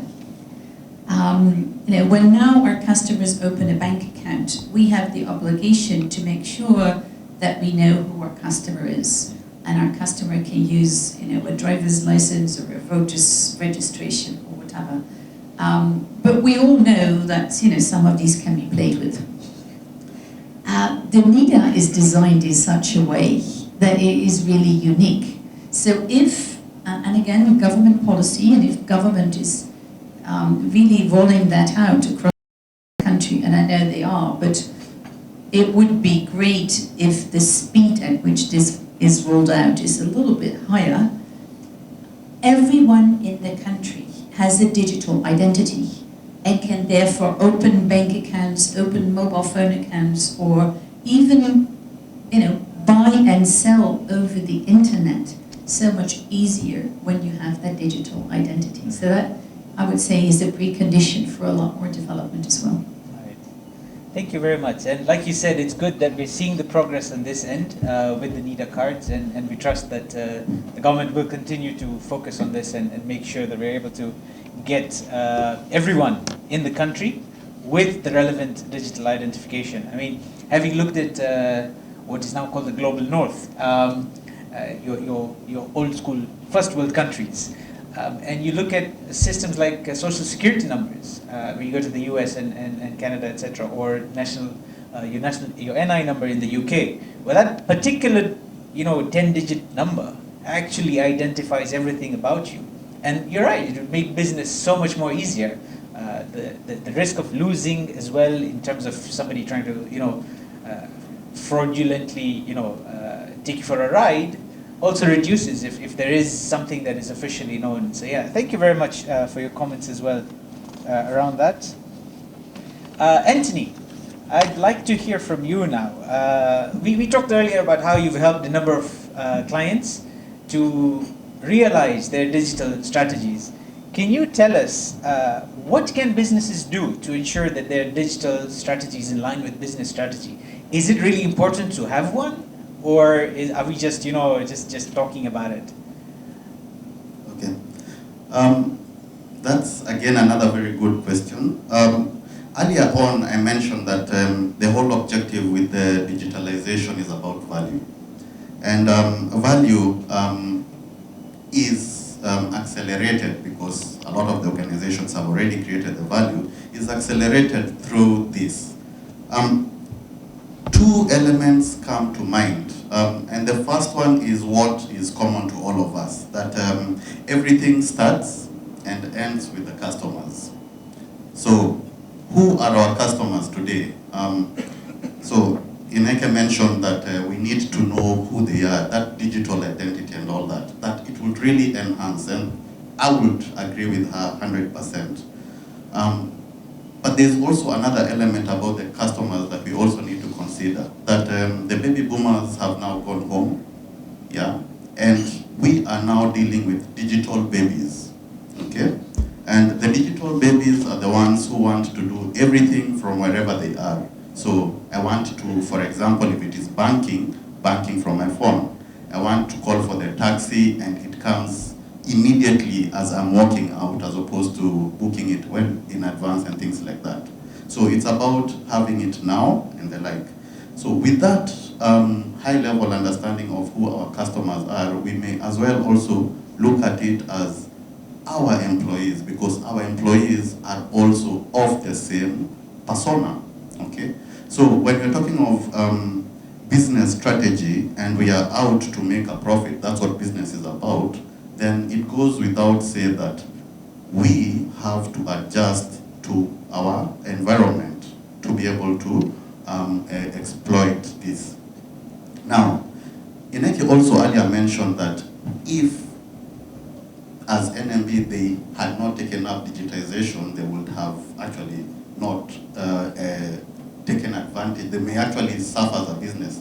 And it is true that for most of the banks, if you look at, and for most of the organizations for that matter, if you look at 10 years from now with the rate of change, most of them with their traditional business will not survive. Yeah? So the new NMB in 10 years' time will be totally different from the way it is today. And with whatever the initiative that they have already taken up, you'll find that a lot of their business, they may grow 5 times fold, okay? But a lot of that business will be around the digital. It doesn't mean that they will do away with the traditional business, but a lot of the business will be around that. And that's a good step in the right direction, because it will allow for that. And when you do not take up digital, then the fintechs will flank you.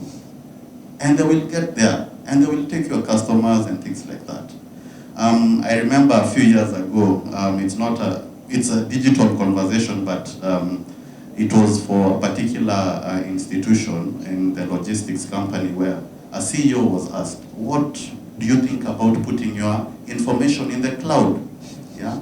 I'm sure some of you have already heard of it. And he said that that's not a good idea. I can't put my information in the cloud. And when he was asked why, he said, what about if it rains? Yeah?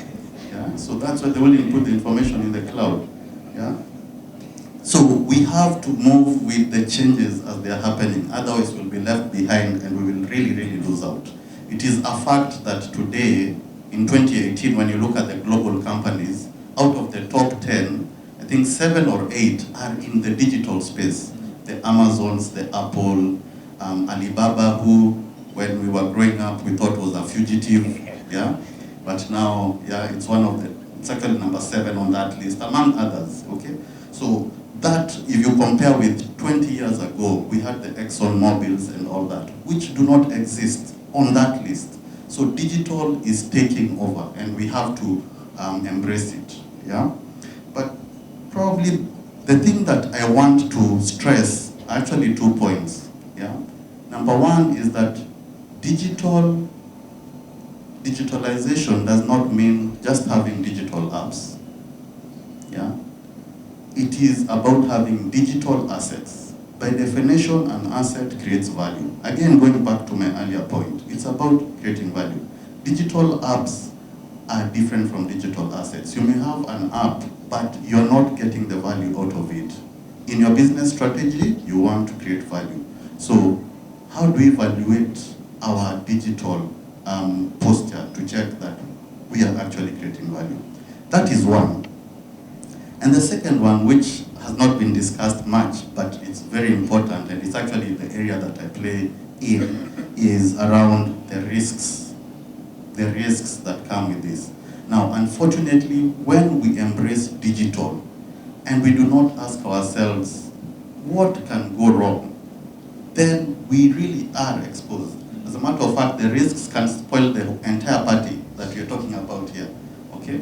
So it is known that we are so connected that if anything happens in other parts of the world, for example, the ransomware, WannaCry, countries in East Africa, in Tanzania were affected by it. Yeah, so that's a risk that is associated with going digital. How prepared are we for that? The World Economic Forum, they meet and actually come up with a list of the top risks and where geographically they see them. Incidentally, Tanzania is on that list among the top institutions where we are exposed from a point of digital exposure. Why is that? Well, simply that we have the undersea cable. The moment we put the undersea cable, we got connected to the rest of the world. And immediately, that means that anyone out there can come and attack Tanzania and any other country that's on that Indian Ocean, for that matter, with the cable. So for me, probably a few things that I would want to add that are important to note is that when you're talking digital, we need to really consider what's happening. Well, we call it cyber security. So today, I may not have a digital application, for example, on Google Store and the like, okay? It doesn't mean that the application does not exist. We have cyber hackers who create apps and put them on the Google Store. Your customers will go connect, download, thinking that they're getting your app. Yeah, and they'll be collecting a lot of information about you, yeah, and your institution. So, do you realize that when you're going digital, that the reach goes beyond physical reach? It's not just our branch network or where we have offices, but it goes beyond that. Wherever our customers are, that is where we need to be asking ourselves, do our risks get to that level? The other thing is around what I would call VIP risks, yeah, around digital as well. Probably I'm ending on a light note, but I think it is important because there's actually a particular case of a CEO who put up photos, yeah, on Facebook, very happy to show his son's birthday and everything, yeah. 2 weeks later, one of his daughters put up photos that we are out in Zanzibar having fun and things like that. And this was now on Instagram, yeah, again digital, okay? And why did this story reach the public? It was because of a thief that was caught leaving the CEO's house. Why? When you put or you expose yourself on the media, then this person was able to see where the house is, and they were able to see that these people are away for 2 weeks. Yeah. What is to stop me from going to steal? So when we are looking at digitalization, we have to also consider the side of risks. It is important. Without that, then we may be putting a lot of investment, which will go down the drain because it will not be sustainable. Thank you. Thank you very much, Anthony. I think that was very... So that hashtag trip to Zanzibar becomes hashtag invitation to steal. Yeah, we've got to be careful around that. Quite interesting, because last year, or was it earlier this year, where we talked about the new regulation that required all entities that had mailing lists to get a confirmation again from everybody on that list that they're actually happy to be on there. And I used to get a lot of spam emails, you know, the one about somebody that has $100 million and would like to give it to you because there is no relative anywhere. Yeah, so I got an email from that guy asking me to reconfirm my email details to him. I was like, all right, even the spam artists are making sure their mailing lists are up to date. So that was on a lighter note. All right, excellent. Thank you very much, Anthony. I think in terms of digital strategy, would you have anything to add on that, Samir or Ineke, before I then come to you, sir, for the final comments? I think I'll reiterate what Anthony said. I think we live in a world of instant gratification. We want everything now. We want to send money now. We want to book our Uber now. We want to order food now. And it's a very millennial thing to do, but that's kind of where we're headed. To a great extent, the opportunities are quite big. And I can mention R&D. I think to a great extent, R&D has now been replaced with mergers and acquisitions and partnerships, because it takes extremely long to research and develop new products internally with the pace of technology. But overall, I think if we look at this the right way, in the right direction, and with the right attitude, it's nothing more than another opportunity. And if you follow Moore's law, if you double every 2 years, then the NMB you see today will be, you said 10 years? So that's 2 times 2 times 2, so 2 to the power of 5. So it's not 10 times better, it's probably a factor of 2 going forward. So I think only good things yes, security is a big concern, but generally I think anything handled responsibly can bring good things. Thank you, Samir. While we were having this discussion, I was thinking about something else, and something probably relevant for the mid-sized top 100 as well is on risk, and also on how we as a bank look at our customers in various industries. We talk a lot about financial services, but I think there are opportunities in every industry to think about and to benefit significantly from digitalization. And also, yes, there are additional risks, but because of the digital, there are a lot more ways to mitigate risks as well. And I'm just thinking of one example that comes to mind, which is one of our customers, which I've met not long ago, in the transport industry. Now you think transport industry, not as digital as banking or financial services, big trucks transporting bags of cement, right? Okay. However, this particular customer said, I have all my trucks equipped with GPS. I know exactly where my trucks with the bags of cement are across the country.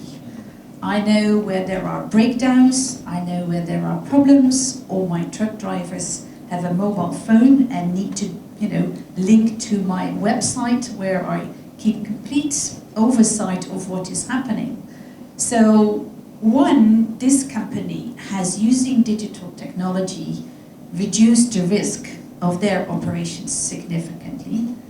Two, because they do that, and because we finance these customers' trucks, we as a bank have a lot more comfort that the assets that we finance are under control, and therefore, and I may be coming back to this, working capital discussion, it is easier for us to provide working capital to these companies because they have used digital technology to be in better control of their businesses. And this is just one example, but I can just think of every construction industry or other type of industry, a lot of industries which are digitizing their whole supply chain, from the large production to the trader to this small, mom and pop store.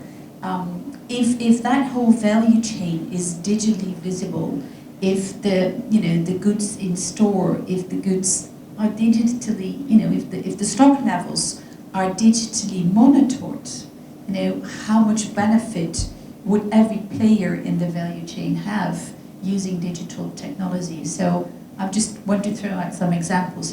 It's not just the financial services, it's really every industry out there that could benefit. Absolutely, thank you very much for that. And again, you see, we have all this expertise in the room. We've got the bankers, we've got the innovators, and really it's all within this room. And the scope for growth, like you said, if you progress, if you're doubling, if technology is doubling every 2 years, if we don't keep up with that, then really we will be left behind. So I'd just like to get your final thoughts on this before we open it up for some questions from the floor. Yeah, thank you very much. What I can say is that the environment is already in place. The environment is already in place. It's only the companies basically, to utilize the existing environment. If you check the connectivity, as I say, it is in place. If you check the coverage, it's in place. If you check the number of people that they possess mobile phones, 41 million subscribers, subscription out of 50 million population, it is a number that cannot go without the business community, basically to interpret what that number means. So I argue the business community, basically to reflect on the numbers, to see what these numbers, how can they add value basically to their businesses. The other item that probably I want to add is the issue of utilizing the digital applications.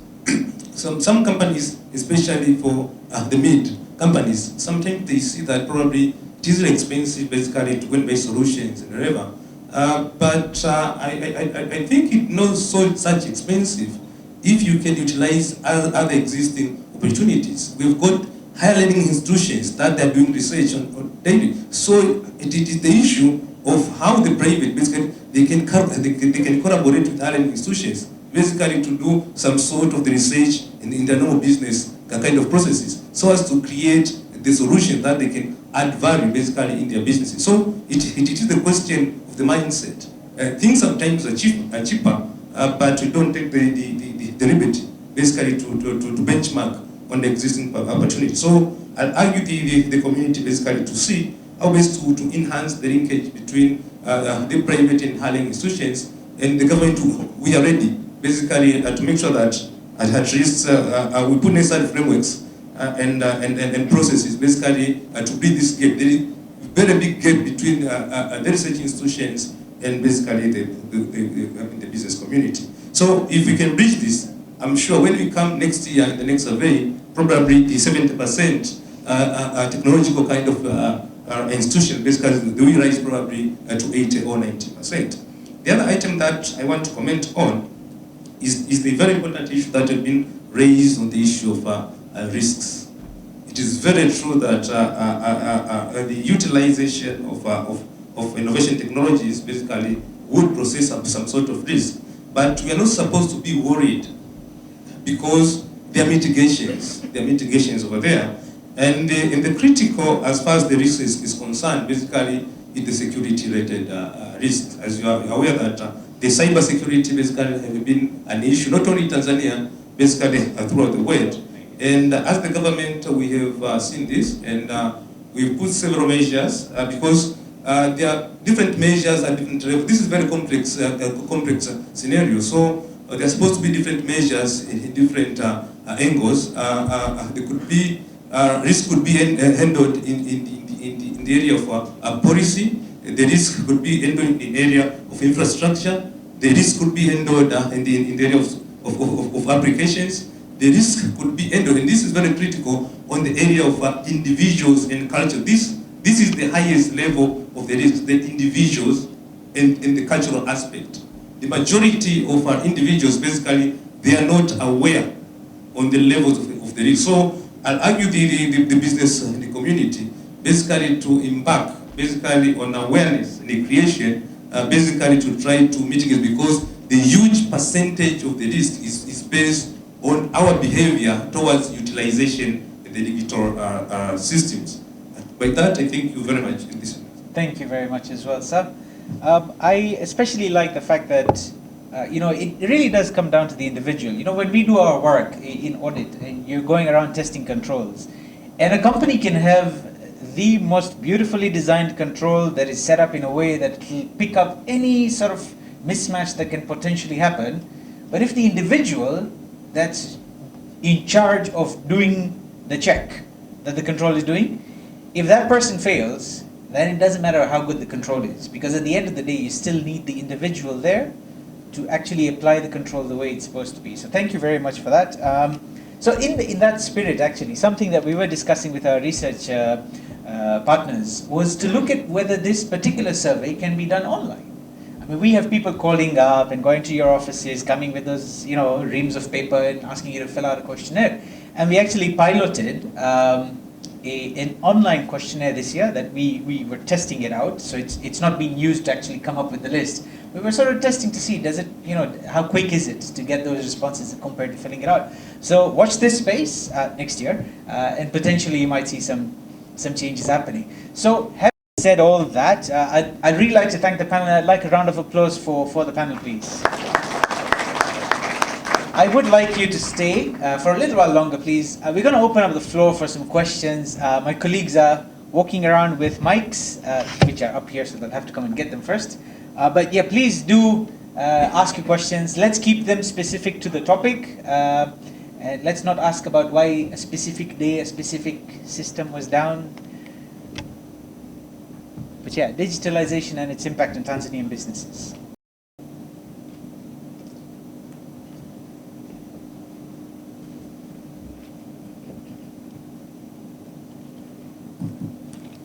Hi, my name is Mustafa from Spick and Span Cleaning Company. Question was on internet banking. I feel a lot of banks have not embraced internet banking, and a lot of information you'd get like sporadic information on messages. So it's just a request to a lot of banks that many transactions can happen on the internet between one customer and the other, reducing the cost. And if there are banks that are out there charging exorbitant fees just to have internet banking, so that was one. Two was just a suggestion that you talked about NIDA. Just like you said, in the West, they have Social Security. If a child is born, it's better for him or her to have a NIDA identity, and that takes him till his grave or her grave. So that if there's something like Social Security and SSF, it's already linked to this. Currently, there are 4 or 5 systems. So you'll have a driving license ID you have to carry, then you have to carry an SSF card, and then you have to carry a banking card and all that information. If all that the government can look into standardizing, that it makes life so much easier. We can see somebody's credit score or his rating, where he was, or he himself, when he wants to look at Social Security, he doesn't have to go stand in line and get an SMS. Through that digital ID, he'll be able to see it. So that's my observation. Thank you very much. Would you like to start with responding to It feels more like an observation. It's more of an observation. I agree, internet banking can be extremely useful, especially for the larger companies. So you have full, immediate information about your bank balances and about transactions coming in, and you can upload payment files from your financial systems for transactions that you need to make. So let me make one observation though, internet banking versus mobile banking. I think the borders are shifting a little bit. Traditionally, internet banking was used for the larger companies, and I think that with mobile and mobile apps for the mid-size and the smaller companies will very soon see a lot lower cost and a lot cheaper mobile apps, and anyone with a mobile phone or a tablet can basically have their bank in their pockets. You see that in the US, in Western Europe. I see it coming in Tanzania, and it won't be long until all of the larger banks certainly will have both good mobile apps and internet banking for all of their also business customers to do a lot of banking business immediately, 24/7 online. Thank you. Samir, I know this is also something that you're very passionate about. Yeah, I'd like to add, the buzzword now is called omni-channel banking, which is basically a hybrid between mobile banking and, depending on your form factor, it'll become internet banking. So if you have a smaller screen, it's more of an app. If you log in with the same credentials on your iPad or your PC, then you get the full-fledged range of services. We're busy implementing this with a number of banks right now. And again, it's more demand-driven by customers like yourself. And again, like Ineke said, watch this space. But I think over the next 2 to 3 quarters, you will see this becoming mainstream. So maybe when we meet quarter 4 next year, you will have a different question. So would you like to respond to the observation around the NIDA card? I mean, it is true that, and I agree on the concern that if we really want to integrate systems digitally and get processes, basically we need to have the unique identification. And the points from the CEO initially raised the same, and Mustafa is raising the same.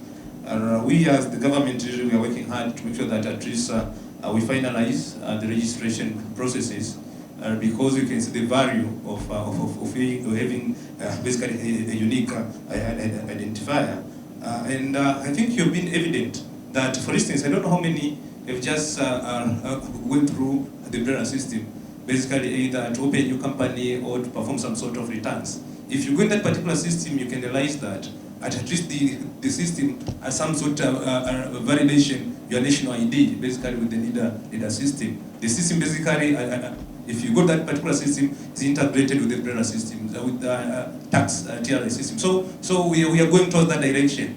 So we accept that we need basically, as the government, to make sure that at least we finalize the registration of people, so as if each one have got this unique ID number digitally, then others can be easy basically to implement. Thank you very much. That's good to hear. We are seeing progress. It's steady. Like he says, we will get there.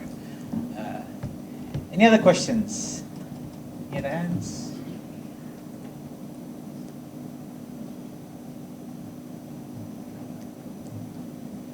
Yeah, I'm Saronga from Business Connection. My question goes to the government. Is related to the regulations and the policies. Much as I agree that we have been having very supportive regulations and policies, but in some cases we need to try and go back to our regulations and relook at our regulations and see whether they are also coping with the speed with which the technology in particular drives us, but the practice in the market. When an entity is over-regulated by several regulators, we see some challenges. So that's more of a request to the government, that why should TCRI regulate an institution and Bank of Tanzania regulate an institution on something that could be avoided and still you achieve what you achieve. If we could have some regulations which are probably focusing on a certain aspect of the risks, to mitigate a certain risk, then we shouldn't expect again another regulator to almost regulate you on the same or similar risk. So that's our observation as we were out there in the industry. Thank you. Thank you very much, Mr. Saronga. A valid point that I'm sure you've taken on board. Do you want to respond to that? Yeah, this is well taken. I mean, the issue of having the double regulation on the same thing. And I really welcome, even not only the issue of regulation, if there is another item on the area of even ICT, I mean, the doors are open. Basically, we can just interact and provide anything to the government so as to see the best way that we can handle the same. Excellent, thank you. So, Mr. Saronga, I think you have an open invitation here to come and meet, here after we finish our discussion. Thank you very much. Any other question? Do you have a question? Yes. Yes, my name is Fred Mlai. I'm from Freight in Time. It's a logistics company. This is an observation and going to both NMP, the government, and maybe our friend from Selecom. It concerns mainly on the challenges which the logistics company and other stakeholders are facing is the regulatory payments. Most of the regulators, TFDA, TPA, nowadays they are called the government payments, are going through a certain account passing through NMB. I think we are all aware about it. But this has not been extended to other banks. You'll find if I want to pay $150,000 into TPA for shipments which have come in, it becomes very, very difficult to do it. You will start going to the bank, it will take time. I'm not banking 10 MB, I'm sorry. But then what about these other banks? They cannot transact. They have to sometimes withdraw cash to do such transaction. The integration is not proper and is creating a lot of difficulties in conducting regulatory payments. Government, chemical laboratory agencies, all these have now been mandated to use control numbers and pay. So request to be observed and to be looked into. Another thing is also into the ministry. This is directly of what I've observed. It is the continuance of everybody's discussing about e-commerce. Now, e-commerce is something which is now the trend of the world. Everybody wants to go online, buy something somewhere in the world, and come here. And these are small, small items, mobile phones, a pair of, something whatsoever. And these are coming mostly by courier. But then there's no proper platform for, say, for example, a cable of a laptop. I need a special cable for my laptop, for example, or something, and I've got to order it. I will order it cheaply, less than $20 from overseas. It will come quickly by a courier company, but when it arrives, it goes through an hassle as if you've brought in a full plane load of goods. And this is something which, one, is discouraging e-commerce for Tanzania to expand. Secondly, it is discouraging the growth of courier companies in the country. I mean, it is a service sector which is not growing as fast as other countries.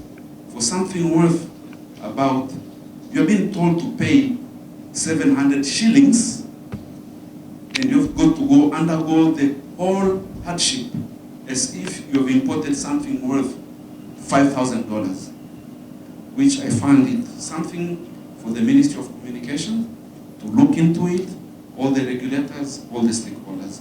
This is something which is being observed all over. I'm in the logistics industry, and then now I do understand how our clients who are sitting around here, they've got that difficulty in conducting these businesses. Thank you. Thank you very much there. So two key things, if I can summarize. One is around the integration of these regulatory payments to make sure that they can be done through other channels across.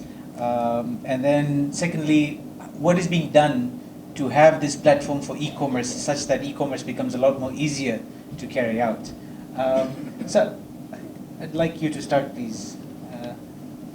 Thank you very much. I mean, for the issue of the payment, I will not comment that much because it really falls under the Minister of Finance. Sure. So I don't have details, so I won't comment on that. Probably the CEO from NLB because they are working very close on that particular area. But for the issue of e-commerce, I really agree with you that as the country, there's something that we need to be done. We have already observed this because, I mean, currently, everything starts from the policy level. And we are operating under the postal policy of 2003, basically, which is really outdated. So as the ministry, we have seen this, and by this year, we have started our efforts to make sure that at least we review the policy so as to incorporate, I mean, the new emerging technologies. So by next year, probably we change the policy, and once we change the policies, even the regulations, the structures, and the processes really change. So we are working on this at the government. Probably by next year, we might have a new revised postal policy that takes account on this courier service. Thank you very much. On regulatory payments, I think you referred to something which is called the GEBT, which is the Government E-Payments Platform or Gateway. And this is actually open and available for any bank in the country, or not even banks, also, you know, MNOs and others to link to. But it is an individual decision, and the individual bank or institution has to be capable and has to have the infrastructure, you know, the digital infrastructure in place to link to the GEBT.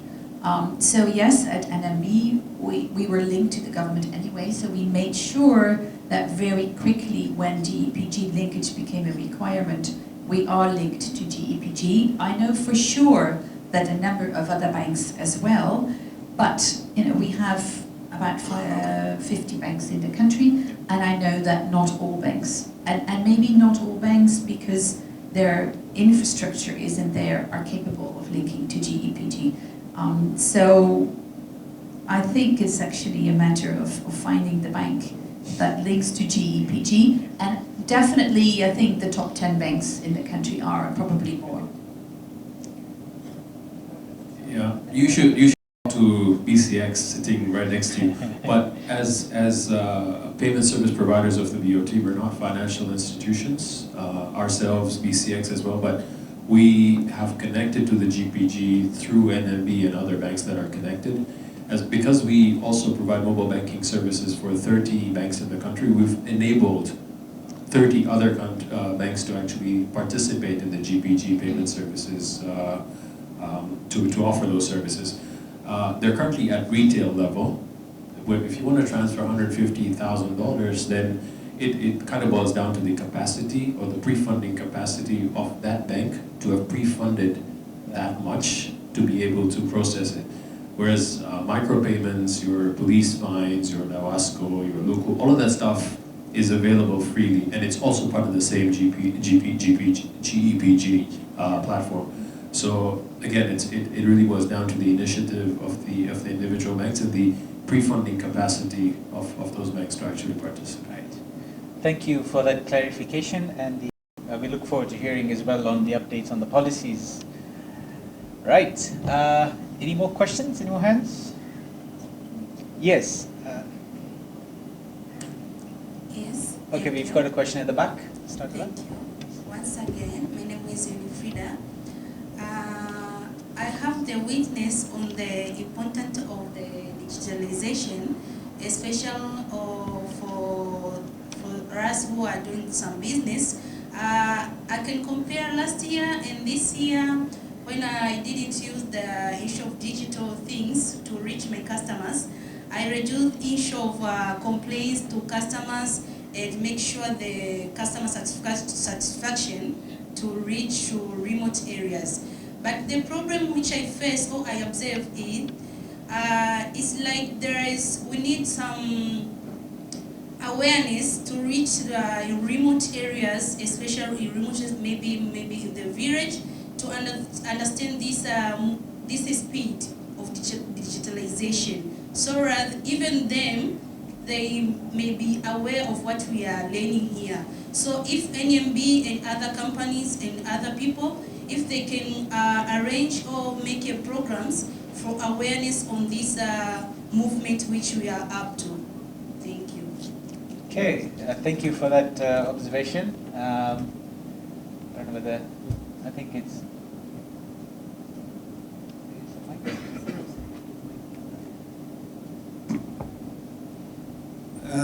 Yeah, it is an observation, and basically it is a valid observation because as my initial stated that everything goes from the awareness and capacity building. This is key, I mean, for success with utilizing the digital systems. So as the government, really we are ready, and really for the companies that are ready basically to partner basically in that particular area, so as we create some sort of awareness programs, basically they are welcome, so as we discuss. Right, thank you. Do that. Thank you. And I think really, I mean, we shouldn't just be looking at the larger entities here. You've just given your own example on how you started, applying digital technology, and you've seen an improvement in there. So I think that can even be something that we, in our capacities as SMEs, can actually look at doing to reach out to our customers and say, look, this is how we've enhanced our business just by doing 1, 2, 3, 4 changes. And maybe that will help spread the message out as well. All right, I'm gonna have 2 more questions, and then we'll take a break. So 2 more questions, please. I know Mr. Wango had a hand.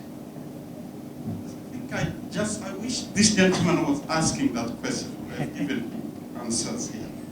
I'm not a spokesman for the Minister of Finance or the government payment gateway, but I think we should thank our government for that initiative, because it is an initiative that has facilitated a lot of regulatory payments. And that gateway is open to any bank. That one I can ascertain, because some of us in the fintech were given an opportunity to help the relatively smaller banks, even community banks, to be able to access the government electronic payment gateway. So it's open to every bank.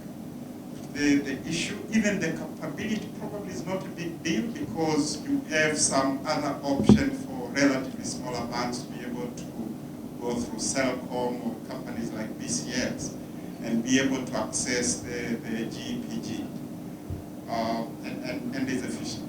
It's efficient, and it's something that, in our perspective, it has also made the playground a bit fair, because now if you are linked there as a bank, you can make local payments without necessarily going through several steps, and also without paying different commissions in terms of those transactions, those regulatory payments. So it's open to any bank, and even the smallest bank, you have an option. The government has actually given an option on how the smallest possible bank can still be connected. Thank you. Thank you very much for that clarification.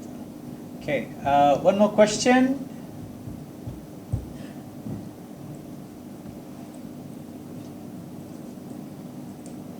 Right, okay, here in the front.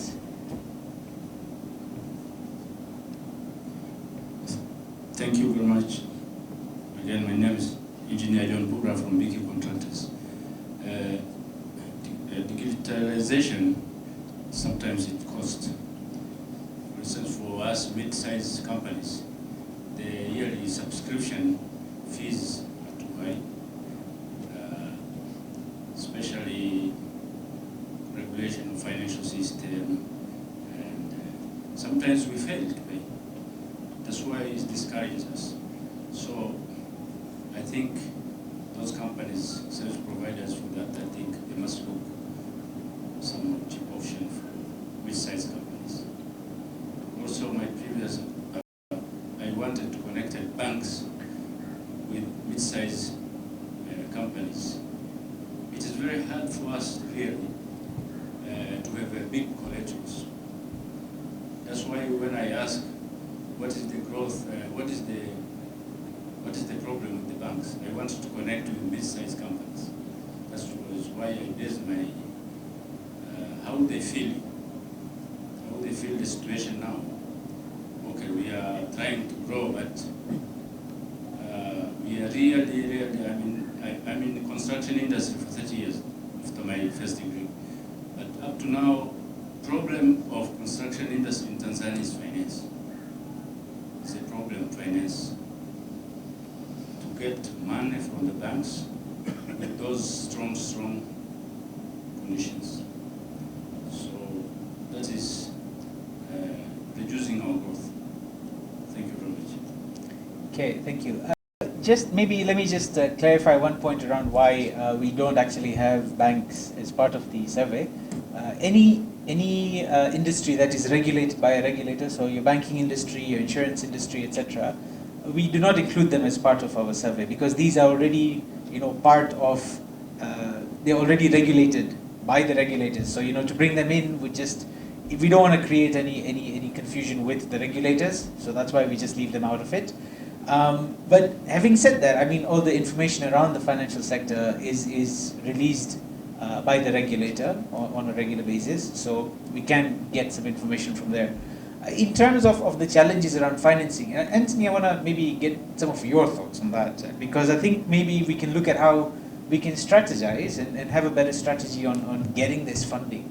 Maybe you can just share some light on that. Okay, thank you.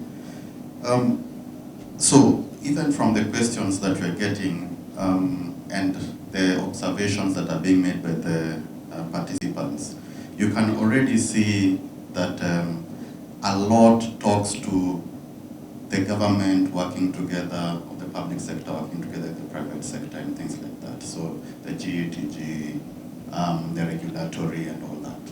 Now, in the same light, when you're talking of this, which is on financial inclusion, and it's very important, I think we can again have opportunities of working together. I know it's a journey that has started with NIDA, but when I look at other markets and what they're doing is that with the government being able to link quite a lot of information about the citizens. So for example, when someone is coming for a loan and he uses his TIN, at that point you're able to tell that this is the same person with this particular NIDA ID, this is the same person with this particular driving license. Yeah, with that, it gives the organizations more confidence to roll out solutions to the citizens. Because what they know is that at the point in which, for example, you have a mobile solution and you're taking that loan through a robot, algorithms, where you don't need to interact with the person, but the robot asks, okay, so who are you? And you put your details. Immediately there is that cross-check, and you're able to actually see, yes, this is the person. Now, this person, we know, based on their credit rating, we can give them X amount, and they will be able to pay. So immediately, funds are released, and that addresses solutions of reaching out to or fintechs or even other new companies, SMEs that are in different parts of the world, because they already know your more or less credit rating, how much we can give you, okay? Then at the same time, it prevents a risk where I get a loan, yeah, a small loan, probably, but I get a loan, and then I refuse to pay and I move to someone else, because when I move to someone else, you already have a record that this person already has a loan. Yeah, and if that is controlled at the government level or an entity within the financial sector like a credit reference bureau, then you are able to control. Yeah, so digitalization will actually enhance disbursement of funds and more financial inclusion from that point of view, but in a very secure way. Thank you very much. I think in terms of the actual cost of financing, which is I think what the gentleman is alluding to, if there's any insight you can add on to that. If you can just, is there anything you can add on that? I mean, he's saying it's becoming more difficult to get loans. I mean, it is, how can we respond to that? How can we assist SMEs to get loans maybe with less stringent conditions? What can be done such that they can come into your bank, for example, and the probability of getting an approved loan is better? What would they require to do better?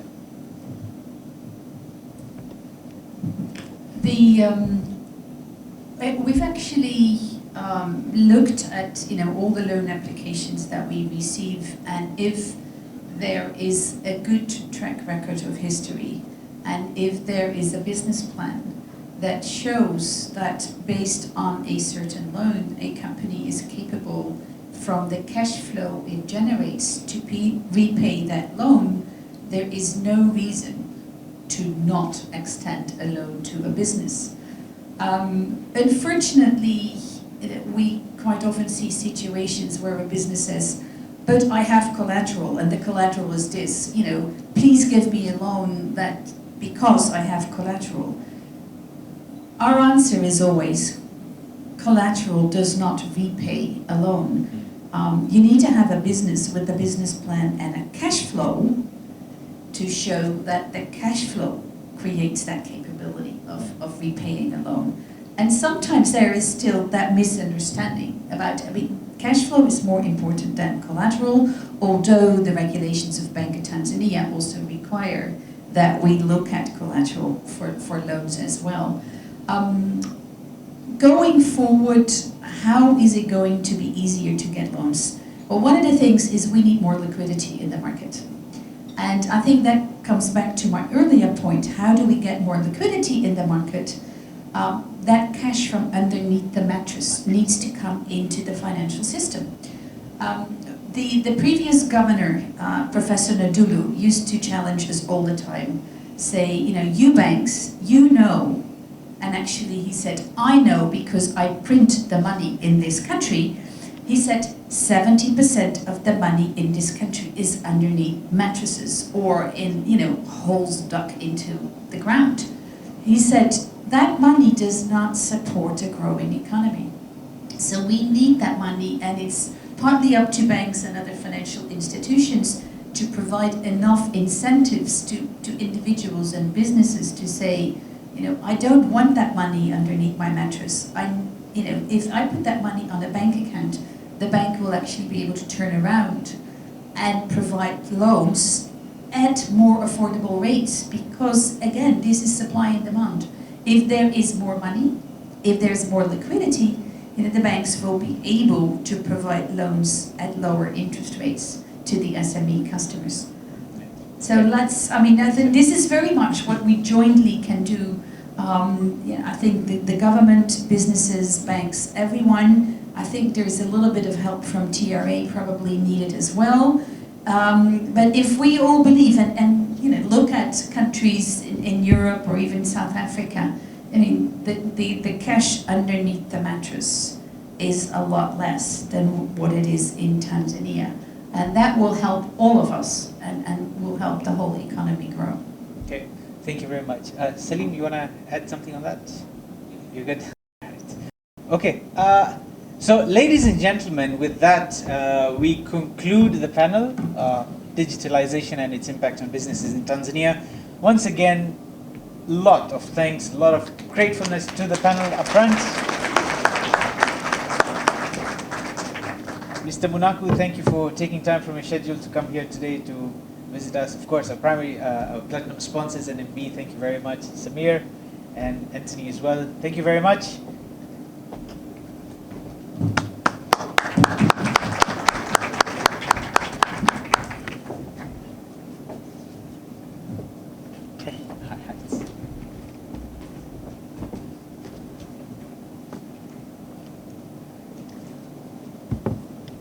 Okay, so having concluded that, our next session is so it's slightly from left field, but you will see the link to it. I'd like to ask Sarah Scott from the Kilimanjaro Project to come up here, a short special presentation, and she's the founder and project lead of the Kilimanjaro Project, and I'll just let her take this forward.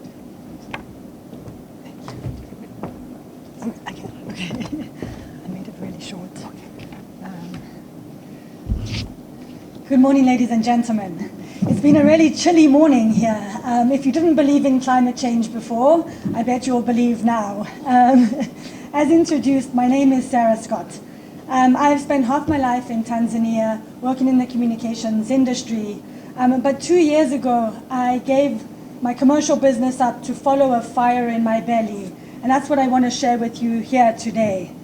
It's my honor to be on the stage, and I thank you to KPMG and its partners for allowing me this short 5 minutes to talk to you today. And I hope today that I will leave with all of you a fire in your belly, knowing that you can make a difference in the environment. So we spoke a lot about the digitization and the impacts of digitization on Tanzanian businesses, but I want to take that a little bit further and to ask about the impact of digitization on the environment in Tanzania. The environment affects each and every one of us. It affects our businesses in ways that are not always tangible or evident. But if we are conscious and mindful, we can see that each one of us are responsible for the future of our planet and the environment. So the Kilimanjaro Project is an environmental and social impact initiative. Our aim is to mitigate climate change by planting millions of trees, not only on the foothills of Kilimanjaro, but also across the country. And we're going to be raising awareness and education while we do that. But we cannot do this alone. Our target is 50 million trees. Did you know that more than 400,000 hectares of trees are being cut down in Tanzania each year? This is for land clearance for agriculture, it's for charcoal and firewood for cooking. So something really must be done. That's the equivalent of 1.2 million football fields are being cut down. And so our time to act is now. But how do we make it more economically viable to keep a tree in the ground than to cut it down? Unless a tree has an economic value to it, it will be cut down. So we have developed, with some app developers in San Francisco and Alaska, an app that not only helps us monitor and geotag our trees, but it also connects funding directly to the planter. And so basically what we do is when we plant our trees, the planter who plants takes a photograph of them, they geotag them, and every month that they're able to prove that that tree is in the ground, a small little bit of money gets released into their mobile money accounts. And so we really hope to start this tree revolution in Tanzania, to get people planting trees, to see the economic value of it. In a video earlier this year, I had the honor of meeting His Excellency Mkapa. He said, imagine if every Tanzanian plants just one tree a year. We will have the extraordinary possibility of planting more than 50 million trees a year. And that is the campaign that we want to do. We want to make that statement a reality. So we're launching the Tuje Pamoja Challenge in a couple of weeks. And this is a nation-building campaign. It's a tree planting campaign, bringing people together across Tanzania to donate trees and plant trees. So Tuje Pamoja, basically, I think we've spoken a lot today about partnerships. Tuje Pamoja, let us come together. When we first started this campaign, it was Tupo Pamoja, which is already indicating that we are together, but actually we need to come together in action to make a change. So basically, the Tuje Pamoja campaign is a digital crowdfunding campaign here in Tanzania. We'll be challenging individuals, families, and organizations to contribute by donating through M-Pesa, mobile money, not just M-Pesa, but mobile money, and contributing towards the trees. Every tree we raise this year, one will be planted in Kilimanjaro, and one will be planted in Dodoma. And then next year, it will be an annual campaign. Next year's campaign, we will use our mobile app technology and get people planting trees across the country. So imagine if for every tree we cut down, we plant 3. Imagine you plant a tree at the birth of your child, and you plant one for every birthday leading up to their university years, and they could be timber trees that then are able to be harvested to pay for their higher education, and then to begin planting more trees for your grandchildren. Can you just think about what the economic impact and the growth and the protection of the environment that we can have? So we're offering corporates to join this challenge. You have the great opportunity to have your employees and your customers, and we would like you to join the challenge and challenge them to join in. The launch is on the 14th of November. We're launching at the Swiss Ambassador's residence. It's a press launch. And we have already the support of media houses, celebrity ambassadors, former presidents. It's really, truly a campaign of Tuje Pamoja, coming together to make an impact on our environment. So basically, I ask all of you, help us green Tanzania. Tuje Pamoja, kupanda miti.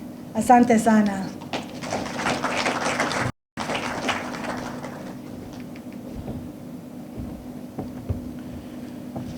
All right, thank you for that, Sarah. It is an inspirational project, and hopefully with the environment, we all see the news and what's going on, and I hopefully we will see some participation from among the people that are here in this room. Sarah will be here, so please do reach out to her if you have any further questions on how to participate, etc. Okay, this has been a fruitful morning. We are very close to ending now. I'd like to ask now Bakari Machumu, sorry. It's been a long morning. Bakari Machumu, Executive Editor of Mwananchi Communications, to please come forward and deliver a vote of thanks.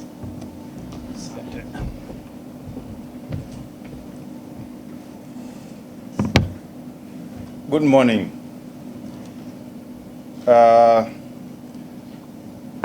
Let me do what I do for a living, summarizing what has been happening for the past 4 or 5 hours. Well, we started the morning by our colleague from KPMG calling for the importance of now bringing in the local content.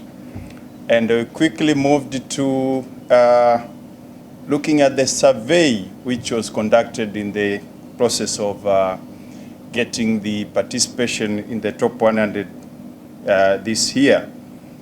And the survey was conducted by ZA Advisory, and we are seeing some encouraging news. There's optimism among the business participating in the top 100, and we are seeing them believing that the economy is going to get better and better.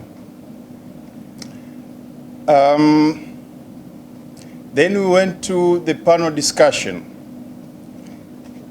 The idea of bringing digital to enhance our businesses.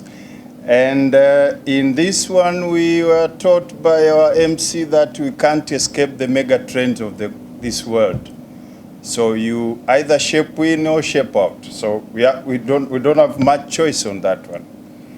The discussion went into the level of the government telling the infrastructure which has been put in place that the environment is ready for us to exploit.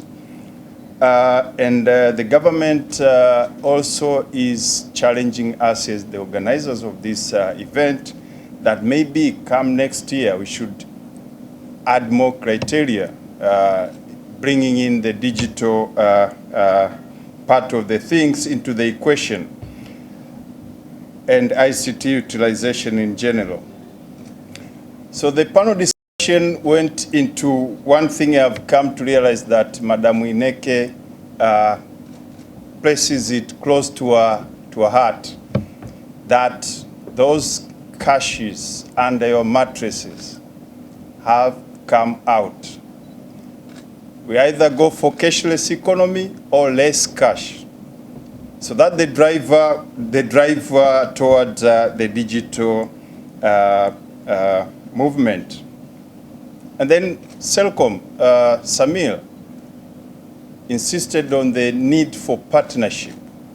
Yes, the R&D, but he's saying you actually shorten the time to get the new trends and apply them when you go into a lot of, you embrace partnership and synergy. And interesting, he say we should refuse to be held hostage. Get out and explore and keep evolving. And boom, the baby boomers, we are reminded that this is the time for the digital babies. They want things to happen there and then. And all of us want things to happen in that manner. So while we are doing that, as we embrace technology, as we embrace digital, we are reminded of the risk coming with digitalization. But with mitigation, various mitigation factors, we shouldn't be afraid of venturing into these mega trends. So, by way of thanking all of you, I'll start by thanking ZD Advisory for the survey and the finding they shared with us. Our panelists, Mr. Munaku, Madam Ineke, Mr. Samir and Mr. Anton, our MC Muntaz, the organizing committee, and the participants this morning. Now there was this, the famous phrase that vyuma vimekaza. Vyuma vimekaza comes from, we heard from Samir that we are not compliant. So compliance is actually the new lubricant in town. And they should join top 100 mid-sized companies because we will teach you the art of compliance through participating into this top 100. So lastly, I want to thank our sponsors, NMB, our main sponsors, for being close to us. I would like to thank Azam, which will be airing this event tomorrow live, and this morning they've been doing the same.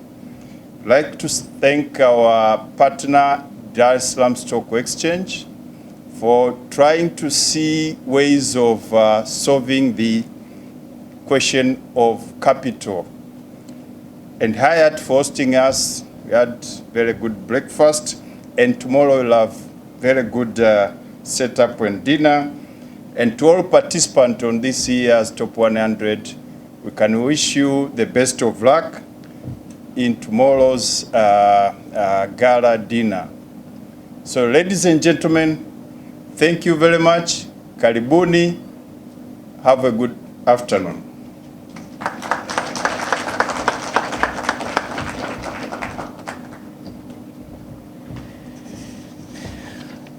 Okay, so thank you very much for that vote of thanks. So if you guys enjoyed my emceeing today, my boss is sitting in the front. Please do let him know. Our pay is being upgraded this week. All right, no, it was a pleasure being your host and your MC this morning. I hope you enjoyed it as much as I did. Final reminder, the Top 100 Gala itself will take place tomorrow evening at 6 p.m. and we hope to see the winners there tomorrow. Ladies and gentlemen, once again, it's been a pleasure. Thank you very much.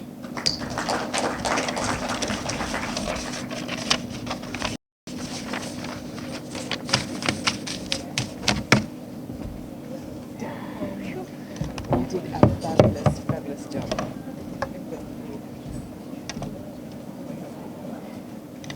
Should I tease him?